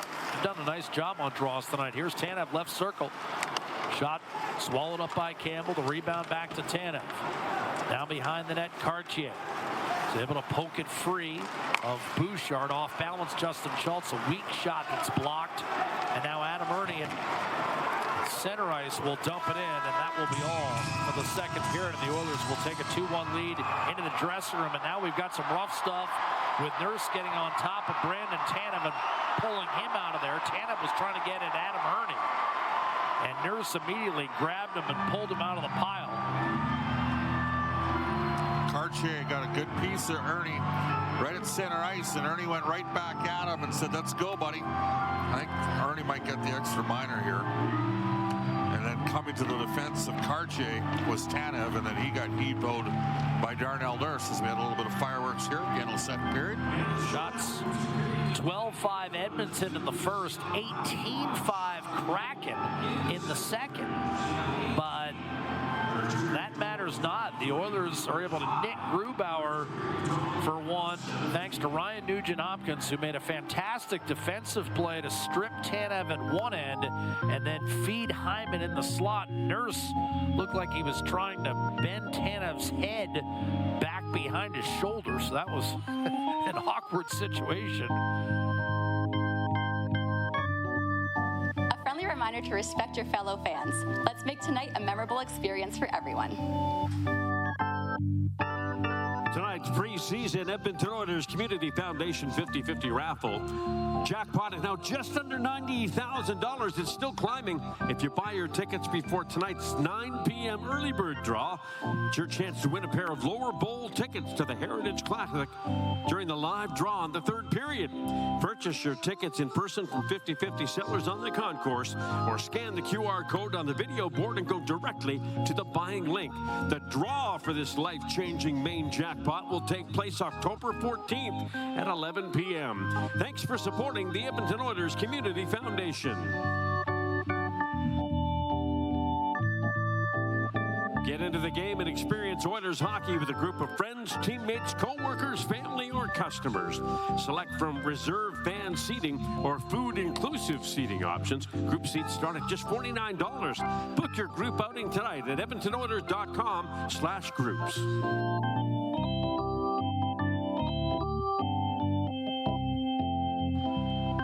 Fans, Molson Game Day Live returns for our season opening event next Wednesday at Central Social Hall downtown. Tons of great Oilers prizing up for grabs, including your chance to win one of 7 trips to see the Oilers on the road in Montreal. The more you attend Molson Game Day Live, the better your chances are at the grand prize in April 2024-25 season seats. Visit OilersGameDayLive.com for more information.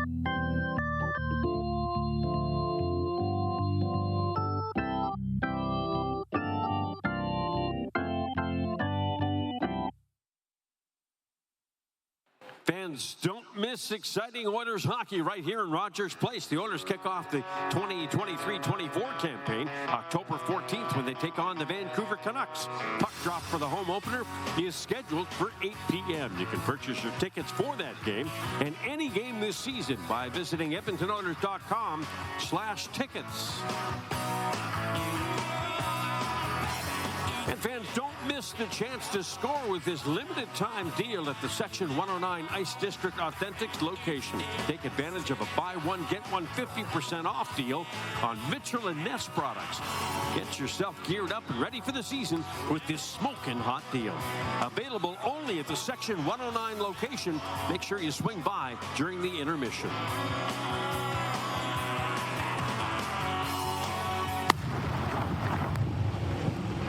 We work out usually Monday, Tuesday, Thursday, Friday here in the gym or on the ice or whatever, but Wednesdays we usually go play pickleball.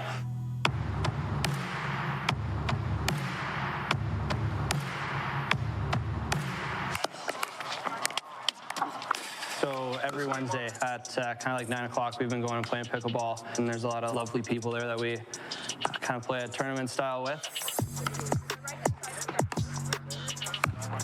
Senior citizens are very good at this sport.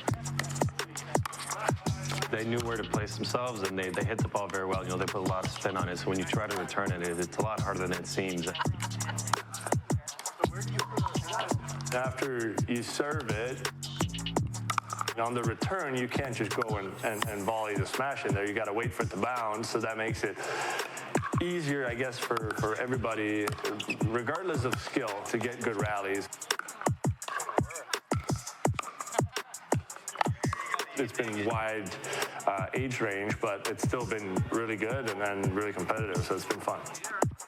They are way better than you'd think, and some of them, maybe they can't move as well as us or whatever, but they're just so positionally sound. They know exactly where the ball's going. We just appreciate them letting us play with them, so it's a lot of fun.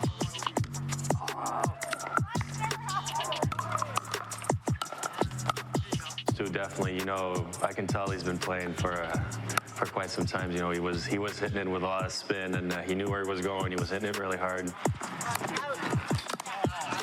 Good work. Good point. Hamlin was really good too.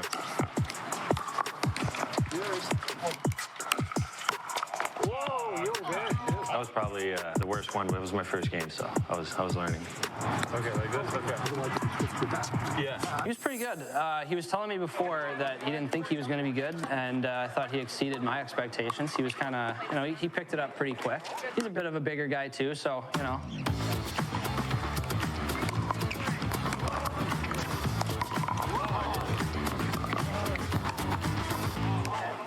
He's still got a lot of work to do there, but it was still fun. Yes, it was. I mean, it was a tremendous experience, and I got humbled. That's good? Wow. What a shot.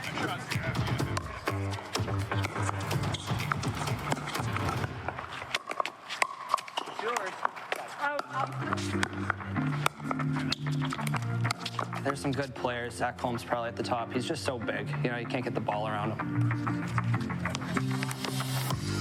Hammer probably wants me to say him too, or Stewart probably wants to. I'm not going to say Stu. He's up there, but I'll say James if I can't say myself.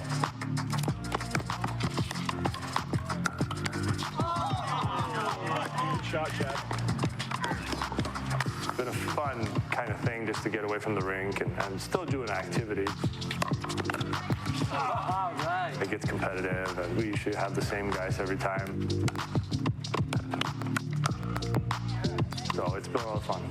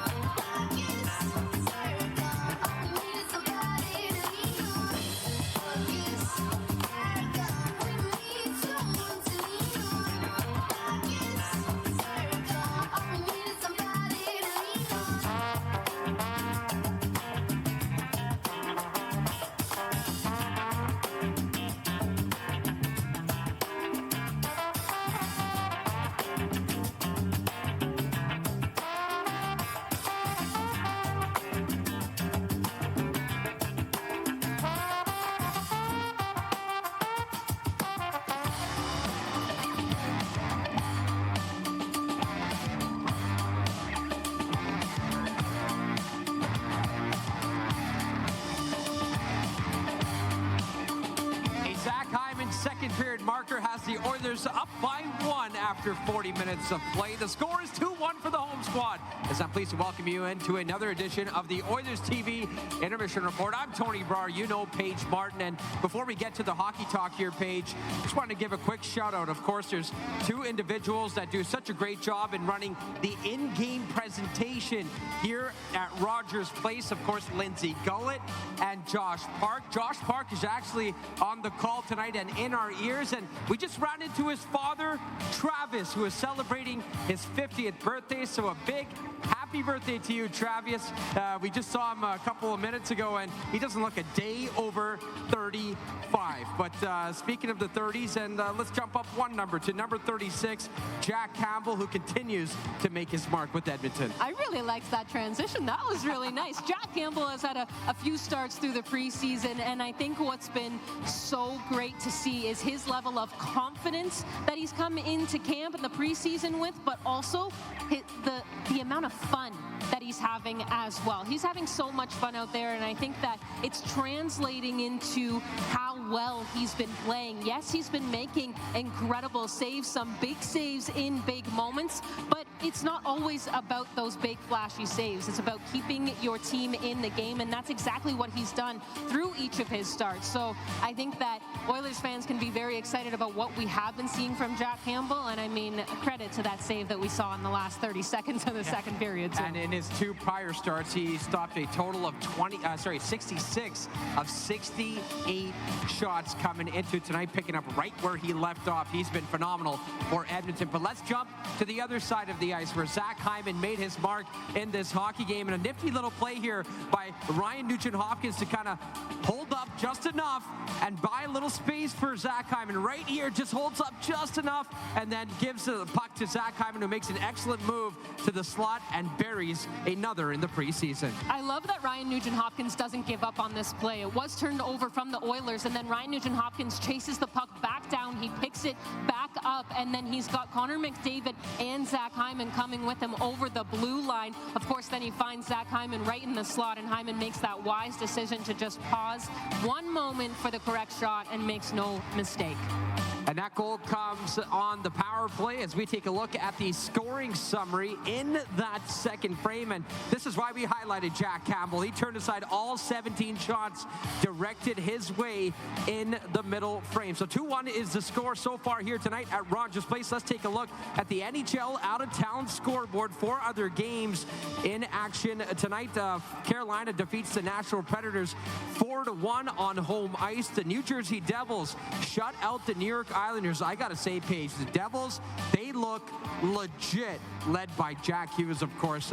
Both Hughes brothers, I should say. 3-0 the final over on Long Island, and 7-4 the final as the Pittsburgh Penguins defeat the Buffalo Sabres. As Sidney Crosby actually got into a fight in this one with Peyton Krebs sticking up for his teammate. Of course, a great leader and one of the best leaders that Canada has ever produced. And speaking of Canada, an all-Canadian matchup. It's 1-1 after 20 minutes of play between Calgary and Vancouver. So, of course, Paige, this is the final tune-up for the Edmonton Oilers, the final tune-up period.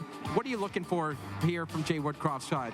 Well, I think that we can expect to see a final push. We were talking about those bubble players that we've heard Jay Woodcroft say they're the guys that are, yes, trying to make the roster and also trying to be that first call-up throughout the season as well. So there's a lot that they're playing for and a lot on the line. I think that there's a final 20-minute frame where these players are going to be showcasing that. I've liked from Ben Gleason that we've seen a little bit of tenacity from him, a little bit of that physical play. And those are different things that they want to be able to showcase about their game, how diversified their games are, to be able to say, this is what I can add to the lineup. And I think that the same can be said about the Seattle Kraken as well. It's a final 20 minutes and in a very important 20 minutes as well. All right, so a very happy birthday to you, Mr. Park. Hopefully the Edmonton Oilers can deliver with a gift of a big W to round out their 8-game preseason schedule. And I had a couple of fans ask me to make another Drake reference on the way to the stage. So all I got to say is, after tonight's hockey game, I'm going to make sure that I listen to that album not until 5 a.m. in Toronto, but until 8 a.m. in Charlotte. Enjoy the second period highlights.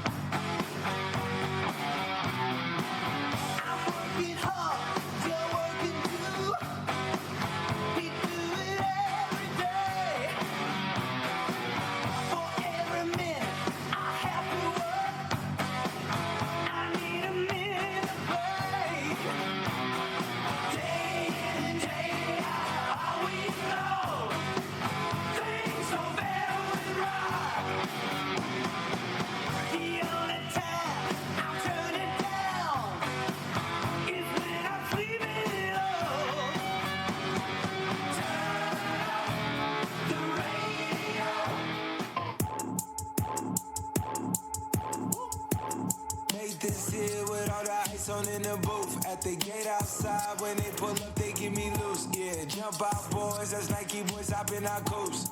Way too big when we pull up, give me the loot. Was off the Remy, had up at post. Had to hit my old town to duck the news. 24-hour lockdown, we made no moves. Now it's 4 a.m. and I'm back up popping with the crew. I just landed in, Chase B mixes pop like Jamba Joe's. Different color chains, think my jeweler really selling fruits. And they joking, man, know the crackers wish it was a news. To win the retreat, we all in too deep. Playing for keeps, don't play. Fans, the puck travels at high speeds and sometimes enters the seating area. So please keep your heads up at all times and enjoy the rest of tonight's hockey game.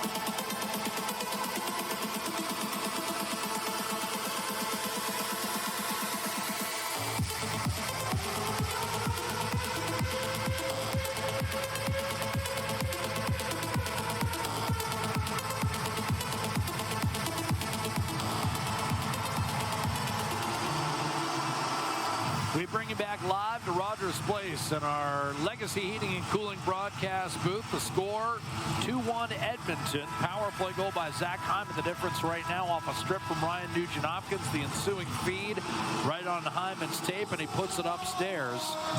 An extra penalty handed out at the end of that period, and it was assessed to Adam Ernie for a cross-check. So this will be Seattle's third power play of the night. Both teams 0 for 2 thus far. 50-50 raffle sitting at about $105,000, and you've still got some time, actually 1 minute. You've got 1 minute right now. Get online and buy your tickets, and you'll have an opportunity to win 2 to the Heritage Classic in about 3 weeks' time. Driving in from the right-hand side. Here's a blast that was sent high and wide, grabbed by Burakovsky and snuck to the inside. Justin Schultz giving up to Cartier. Napa Auto Parts penalty killers, Nugent-Hopkins, Connor Brown, CC and Nurse. CC the challenge, the centering pass, Matty Beniers, and then Cartier let it drift back to the high slot where it was ripped high and wide by Justin Schultz. Fed to Cartier. His wrist shot was smoked wide. It had a lot of heat on it. Clattered off the corner boards, eluded Burakovsky, and Justin Schultz in full retreat with a minute left in the call to Adam Ernie.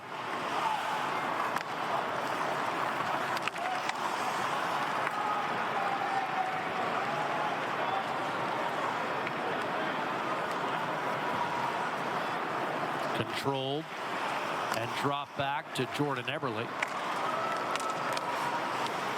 Ellie Tolvanen back down to Eberle. Derek Ryan with a backhand flip off center ice. Carried back in Tolvanen. Now Eberle. Poked by Broberg. Left it ultimately in the corner for Tolvanen. He'll send one skipping pass to Riker Evans. Tolvanen. Bjorkstrand right face-off dot. Shot missed. High glove on Campbell, and that'll clatter off the glass and all the way back to center. And Adam Ernie prepares to emerge from the box, and this will be another failed power play endeavor for the Seattle Kraken.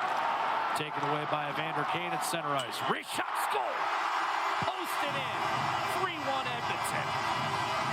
A rocket from Evander Kane, and the Oilers extend their lead to a pair of goals. Well, that was just an absolute bomb by Evander Kane. I mean, he got all of that. Jack, I got to tell you this right now. That, to me, that's the best shot we've seen him snipe since he suffered that wrist injury last year. I mean, he got everything on that. That was a laser. Well, must have picked up a piece of the stick on the way, because it took off and it got up in a high heat in a hurry on Philip Grubauer. And it was Yanni Gord back, and it did deflect off of Gord's stick. Kane at 2:04, and the Oilers extend to a 3-1 lead. So in a back-to-back sequence, Hyman ends up converting.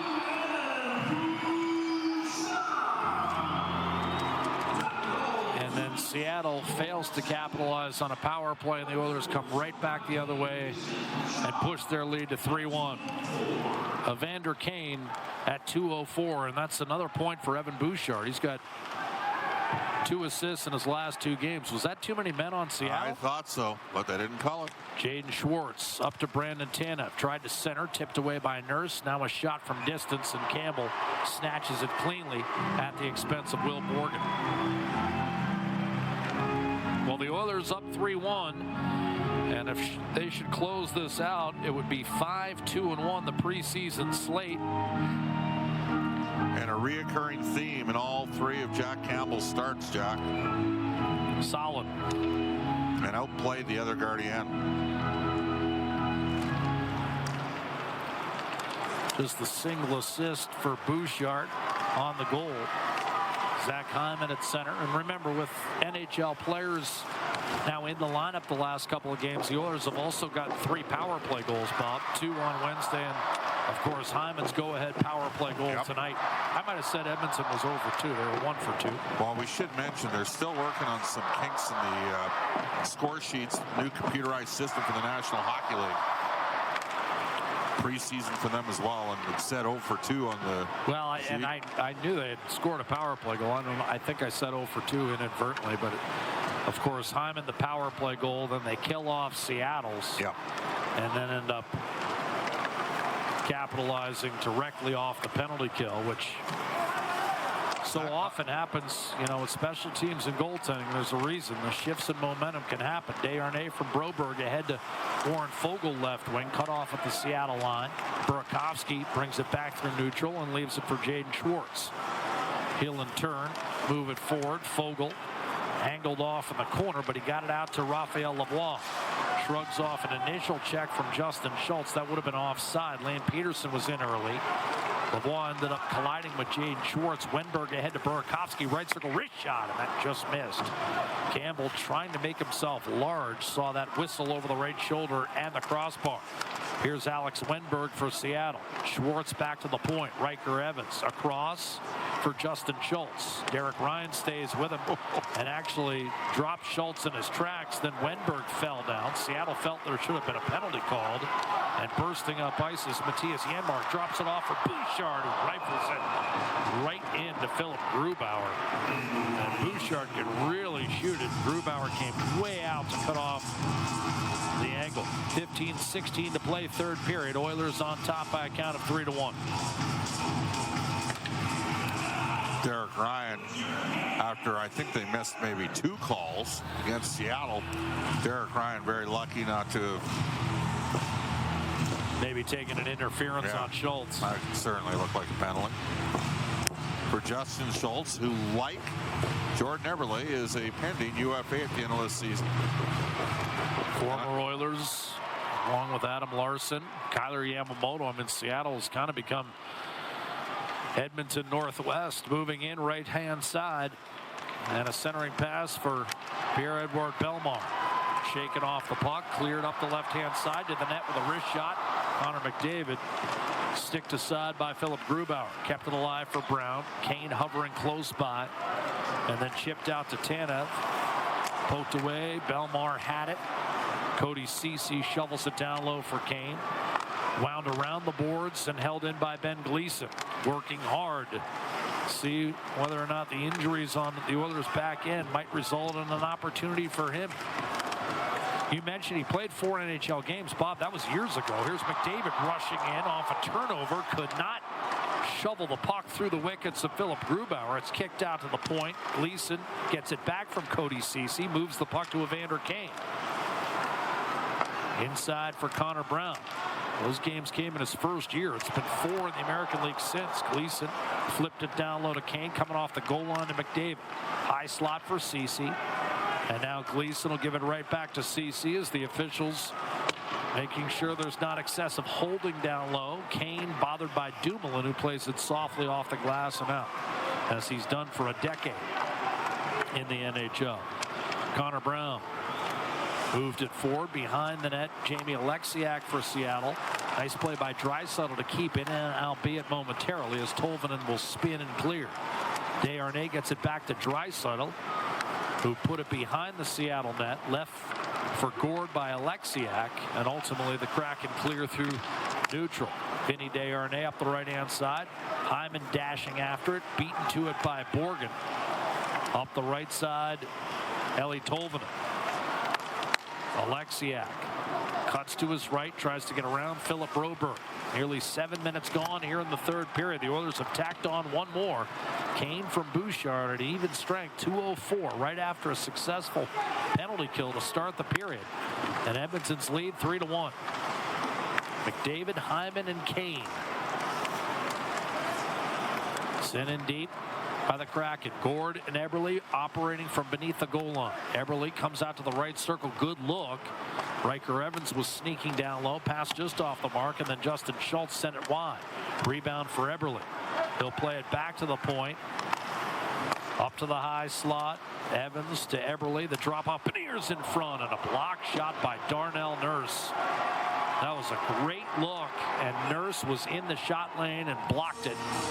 The Oilers will take the icing call, but Darnell Nurse likely saved the goal there with 12:26 to go in the second period. Now, Campbell was sliding across. He might have had it. Yep. But that's heads up by Darnell Nurse. Good puck movement from Seattle. Who do you like tonight? Campbell obviously in goal. Bouchard on defense. Anybody up front? Nugent Hopkins. Okay. Duly noted. Draisaitl will dig in against Matty Beniers. These guys need a change for Edmonton. They've been out for a while. You know, it's interesting. I mean, that Nugent Hopkins is playing, in my opinion, his best preseason game tonight. And for the veterans, they can see the finish line as far as the preseason, sure. and they want to see the games count. They're up to game speed now, they feel, and they're as excited as anyone for the regular season to begin and start putting some wins in the bank. Oilers the last 2 years have gotten out to 9-1 and 7-3 starts. There's a lot of misconceptions out there about the Oilers' poor starts. It's really a poor December. Up the middle, Peterson breaks loose to the net, and Grubauer came out and was able to swallow it up after yet another brilliant look. Guy's been moving the puck all night. You've noticed it. And what a chance. The long range, it was Hyman who broke in and tried. That's a third time tonight Zach Hyman has been foiled on a breakaway. After a great look, group. Hire Hunter for your next event or special occasion, or you can book Hunter for your very own cameo-style video greeting. Perfect for birthdays, wedding messages, or simply a gift for the big Oilers fan in your life. Scan the QR code on the video board to book Hunter, and make sure to follow along on Instagram at Hunter Oilers for his next adventure. Net proceeds from the Hunter appearances benefit the Edmonton Oilers Community Foundation. Such a ground girl. Just a fan run. Your attention, please. We have a lost fan. Excuse me, sir. The Atlanta Thrashers don't even exist anymore. They moved to Winnipeg. And the Jets have the night off, so they're not playing either. But make sure you return here to Ice District on Saturday, October 21st at 8 p.m. when the Jets are here to take on the Oilers. You can get your tickets for that game at EdmontonOilers.com/tickets. In the meantime, enjoy the rest of tonight's game. And hey, let's go Oilers!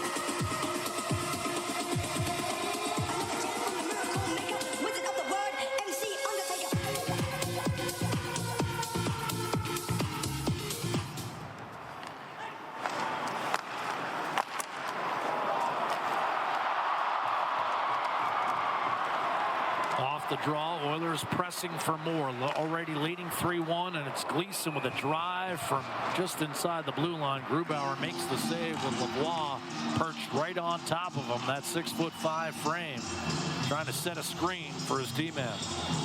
3-1 Oilers. Welcome back inside Rogers Place in the Legacy Heating and Cooling broadcast booth alongside Bob Stauffer, Reed Wilkins, Rob Brown.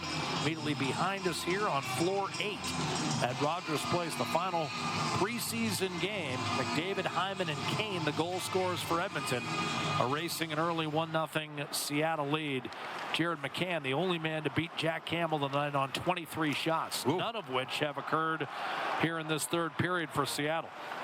They have not gotten a shot on the Edmonton net. Well, they're credited with one. They've been monkeying with that shot clock. I guess it was 22 officially after 2 periods. So one shot in nearly 9 minutes as the Oilers move in left to right. Vinny Desharnais.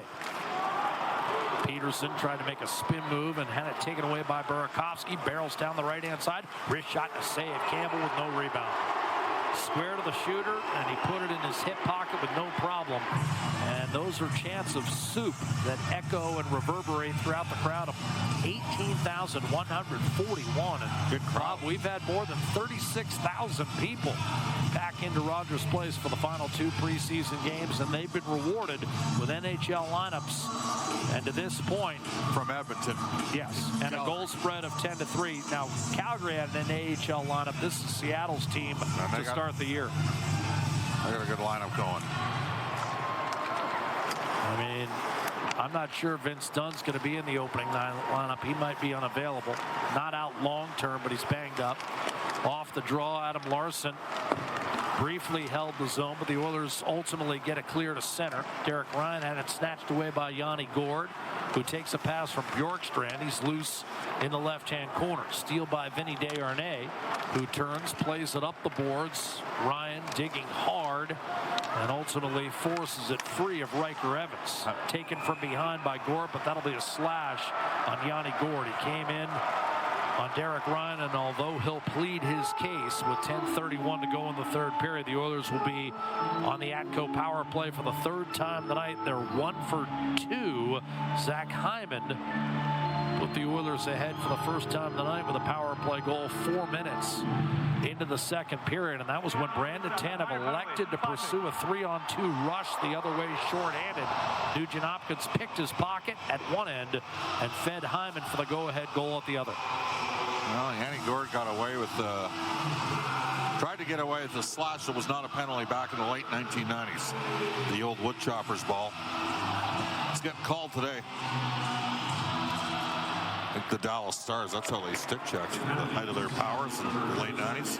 Darian Hatcher off the face-off, blasted down the ice by Jamie Alexiak, an ex-Dallas Star.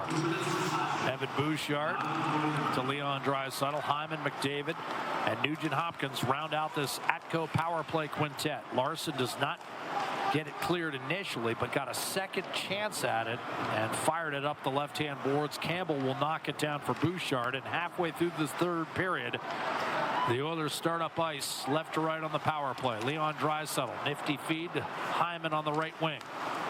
He'll send it around the end boards. Ryan Nugent-Hopkins with the puck behind the net to Hyman. Over to Leon Draisaitl, top of the right circle. From the corner, Connor McDavid out to Bouchard. Left point, Nugent-Hopkins. Bouchard high slot. Here's McDavid, top of the right circle. Draisaitl, McDavid, right side. Over to Bouchard, left point. Tried to throw it across, intercepted. Wenberg down the middle of the ice and too far for McCann for a shorthanded breakaway. Came in hard on Campbell, hacked the puck away from him, and then got smoked by Bouchard. That was good work by Bouchard to force a bad pass. McDavid the steal, and here come the Oilers again. Draisaitl rink wide to Nugent-Hopkins in front, and Larson got his stick on that pass. Lunging play by Nugent-Hopkins to keep it alive for Bouchard. McDavid back to Bouchard, high slot. 9 minutes to go in the game and 30 seconds left in the Atco power play. First unit staying on there this time. Nugent-Hopkins back to Bouchard. Earlier in the preseason, we saw them give way after about a minute. McDavid had it slapped away. Kept alive, Draisaitl gets it back from Bouchard. Steps in, right face-off top.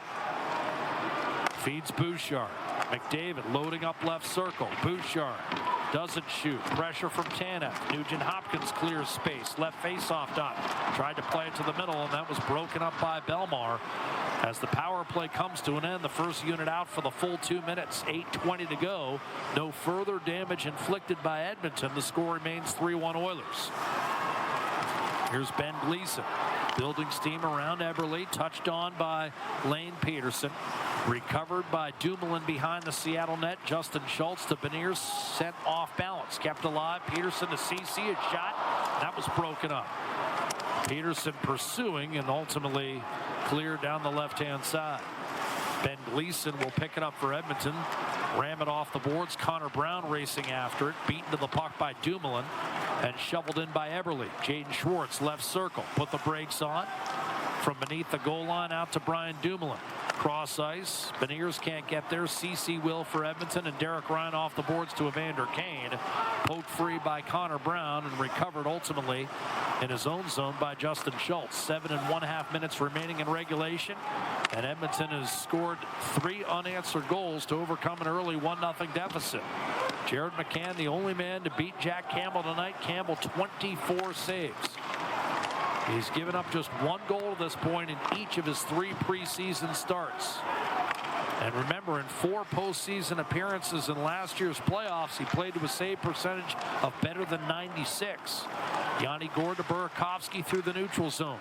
Kraken attacking right to left. Broberg comes over and thrusts Burakovsky to the ice. Following up, Desharnais. Burakovsky back on his feet, checked by Fogle. Not out of the zone, Larson. Winds it down low, Yanni Gourde. Wrapped up, Burakovsky needs new headgear.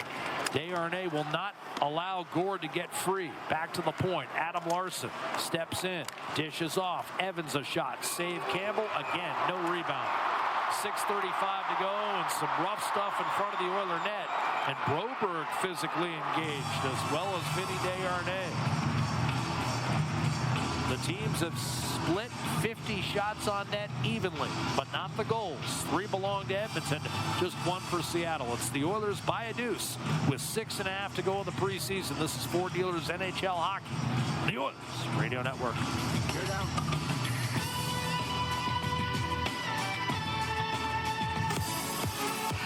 We are so excited to bring you tonight to Edmonton Oilers Community Foundation preseason 50-50 raffle. Now, right now is a good time to go ahead and get those tickets out, as someone in here could be the lucky winner of 2 lower bowl tickets to the Heritage Classic on October 29th. Now, that life-changing jackpot currently sitting at $109,000, and it's going to keep climbing. That draw is going to take place October 14th at 11 p.m. But now it's time to announce the winning number of those tickets to the Heritage Classic later in October. The winning ticket is B1001 1885. Check those tickets. If you're the lucky winner, email 5050@edmontonoilers.com. And thank you to everyone who purchased a ticket and supported the Edmonton Oilers Community Foundation. Right now, I know it's only preseason, but there's no other fans in the league that do it better than Oilers fans. So get up out of your seats and make some noise. It's time for an Edmonton Oilers t-shirt fight!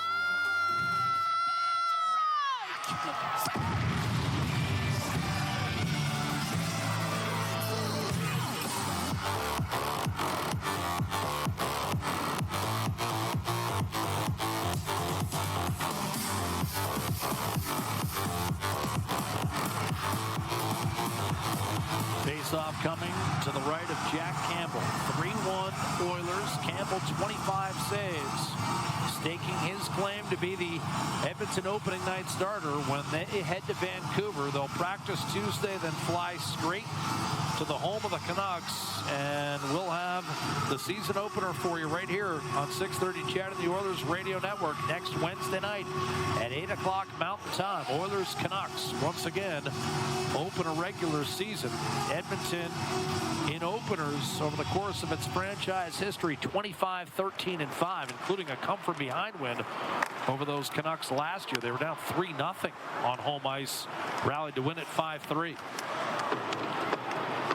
Puck sent in, then got off to a terrible start again against Calgary in Game 2, Bob, and almost rallied to win that game too. They were down 4-0. I think they lost 4-3. Kraken moved the puck into the offensive zone right to left. Here's Evans over to Larson. Wrist shot, save. Jack Campbell, the rebound, punched forward and out by Connor Brown. 0-7 start last year for Vancouver. Thatcher Demko really struggled out of the gate. Well, that'll be the story in the Pacific Division. Even among the top teams, who's going to emerge as the #1 in Vegas? Will it be Logan Thompson reclaiming the top spot? Will Philip Grubauer or Jacob Markstrom or Thatcher Demko deliver a bounce-back season? And what will be the breakdown in Edmonton in terms of how many starts aside? Puck dislodged off the playing surface at neutral ice with 5:37 to play in the third period, and the Oilers holding a 3-1 lead. Jared McCann opened the scoring. McDavid, Hyman, and Kane overcoming that early deficit. Kane here in the third period. Alexiak off the draw, forced one to the middle, slashed back in by Derek Ryan. Race for the puck. On it was Adam Ernie. He'll spin and shoot wildly wide. Rebound Gleason, put it back behind the net. Ernie looking for one last push, playing on a PTO right now. Derek Ryan, shot from the corner and a save made by Grubauer. Rebound collected by Jaden Schwartz, over to Will Borgen. Burakovsky down the right-hand side. He'll hit the Edmonton line. Wind it around. Wenberg on it from the right half boards. The puck deflected out into the slot. Zach Hyman is there for Edmonton. Cody Ceci dumps it in. Leon Draisaitl getting a shift here with less than 5 minutes to go. And the Oilers holding a 3-1 lead. Nugent Hopkins hovering close by, but Wenberg with an outlet. Burakovsky from center will shoot it in. Campbell to knock it down. Here's Philip Broberg. Yanni Gourde, no quit in his game. Forced the puck loose, but Draisaitl was there to scoop and clear to Vinny Desharnais at center ice for Edmonton. Streaking in right-hand side, a wrist shot missed the net. Desharnais still looking for that first NHL goal. Played 36 games for the Oilers a year ago. Here's Warren Foegele battling in the corner. Puck shaken free. Bjorkstrand for Seattle, out to Borgen. And as we hit 4 minutes to play in regulation, it's a dump in for Eeli Tolvanen. Philip Broberg able to squeeze through heavy traffic and play one up the left-hand side. Long stretch, Foegele looking for Raphael Lavoie. Intercepted by Riker Evans of Seattle, and Larson will play it up the right-hand side for Brandon Tanev. He'll hit the Edmonton line. Tried to drop it off. That's picked off and cleared with ease by Lane Peterson. And that'll be an icing call against Peterson. Put a little too much on it. Lane Peterson, Bob, is he in tough? Yes. Yes, he is. Raphael Lavoie, probably. For me, it's going to be Raphael Lavoie. Quick update. How much of that is related to the waiver situation? 100% that's a factor. Absolutely. Okay. Also, let's not forget that the Oilers have got Lane Peterson on a one-way at $775,000. Now, if you claim him, he has to be on your NHL team, but sometimes that scares teams off of claiming guys if they think that there's a chance he ends up back in the American League on a one-way deal. Speaking of the American League, out of town, the scoreboard for Pizza 73. It was 2-0 for San Jose over Bakersfield, and Xavier Borgo has scored twice. It's tied 2-2 Bakersfield and San Jose heading to the third. Borgo, of course, scored twice in the win over Seattle on Monday night, leading the Oilers to a 4-1 victory. And Edmonton's going to finish the preseason with a perfect 3-0 week. Win on Monday in Seattle, and then Wednesday and Friday home victories. Provided something strange doesn't happen here in the last 3 minutes. And Campbell, through a screen, is able to locate a wrist shot from Oliver Bjorkstrand. It didn't have a lot on it, but it was well placed, and Campbell able to find it through traffic and pick up his 27th save of the night. 3:13 to go in the third period. Bob and I will be back with the finish of the preseason and some final thoughts in just a moment. Don't want to miss any exciting Oilers hockey right here at Rogers Place. The Oilers will kick off the 2023-24 campaign October 14th when they take on the Vancouver Canucks. Puck drop for the home openers.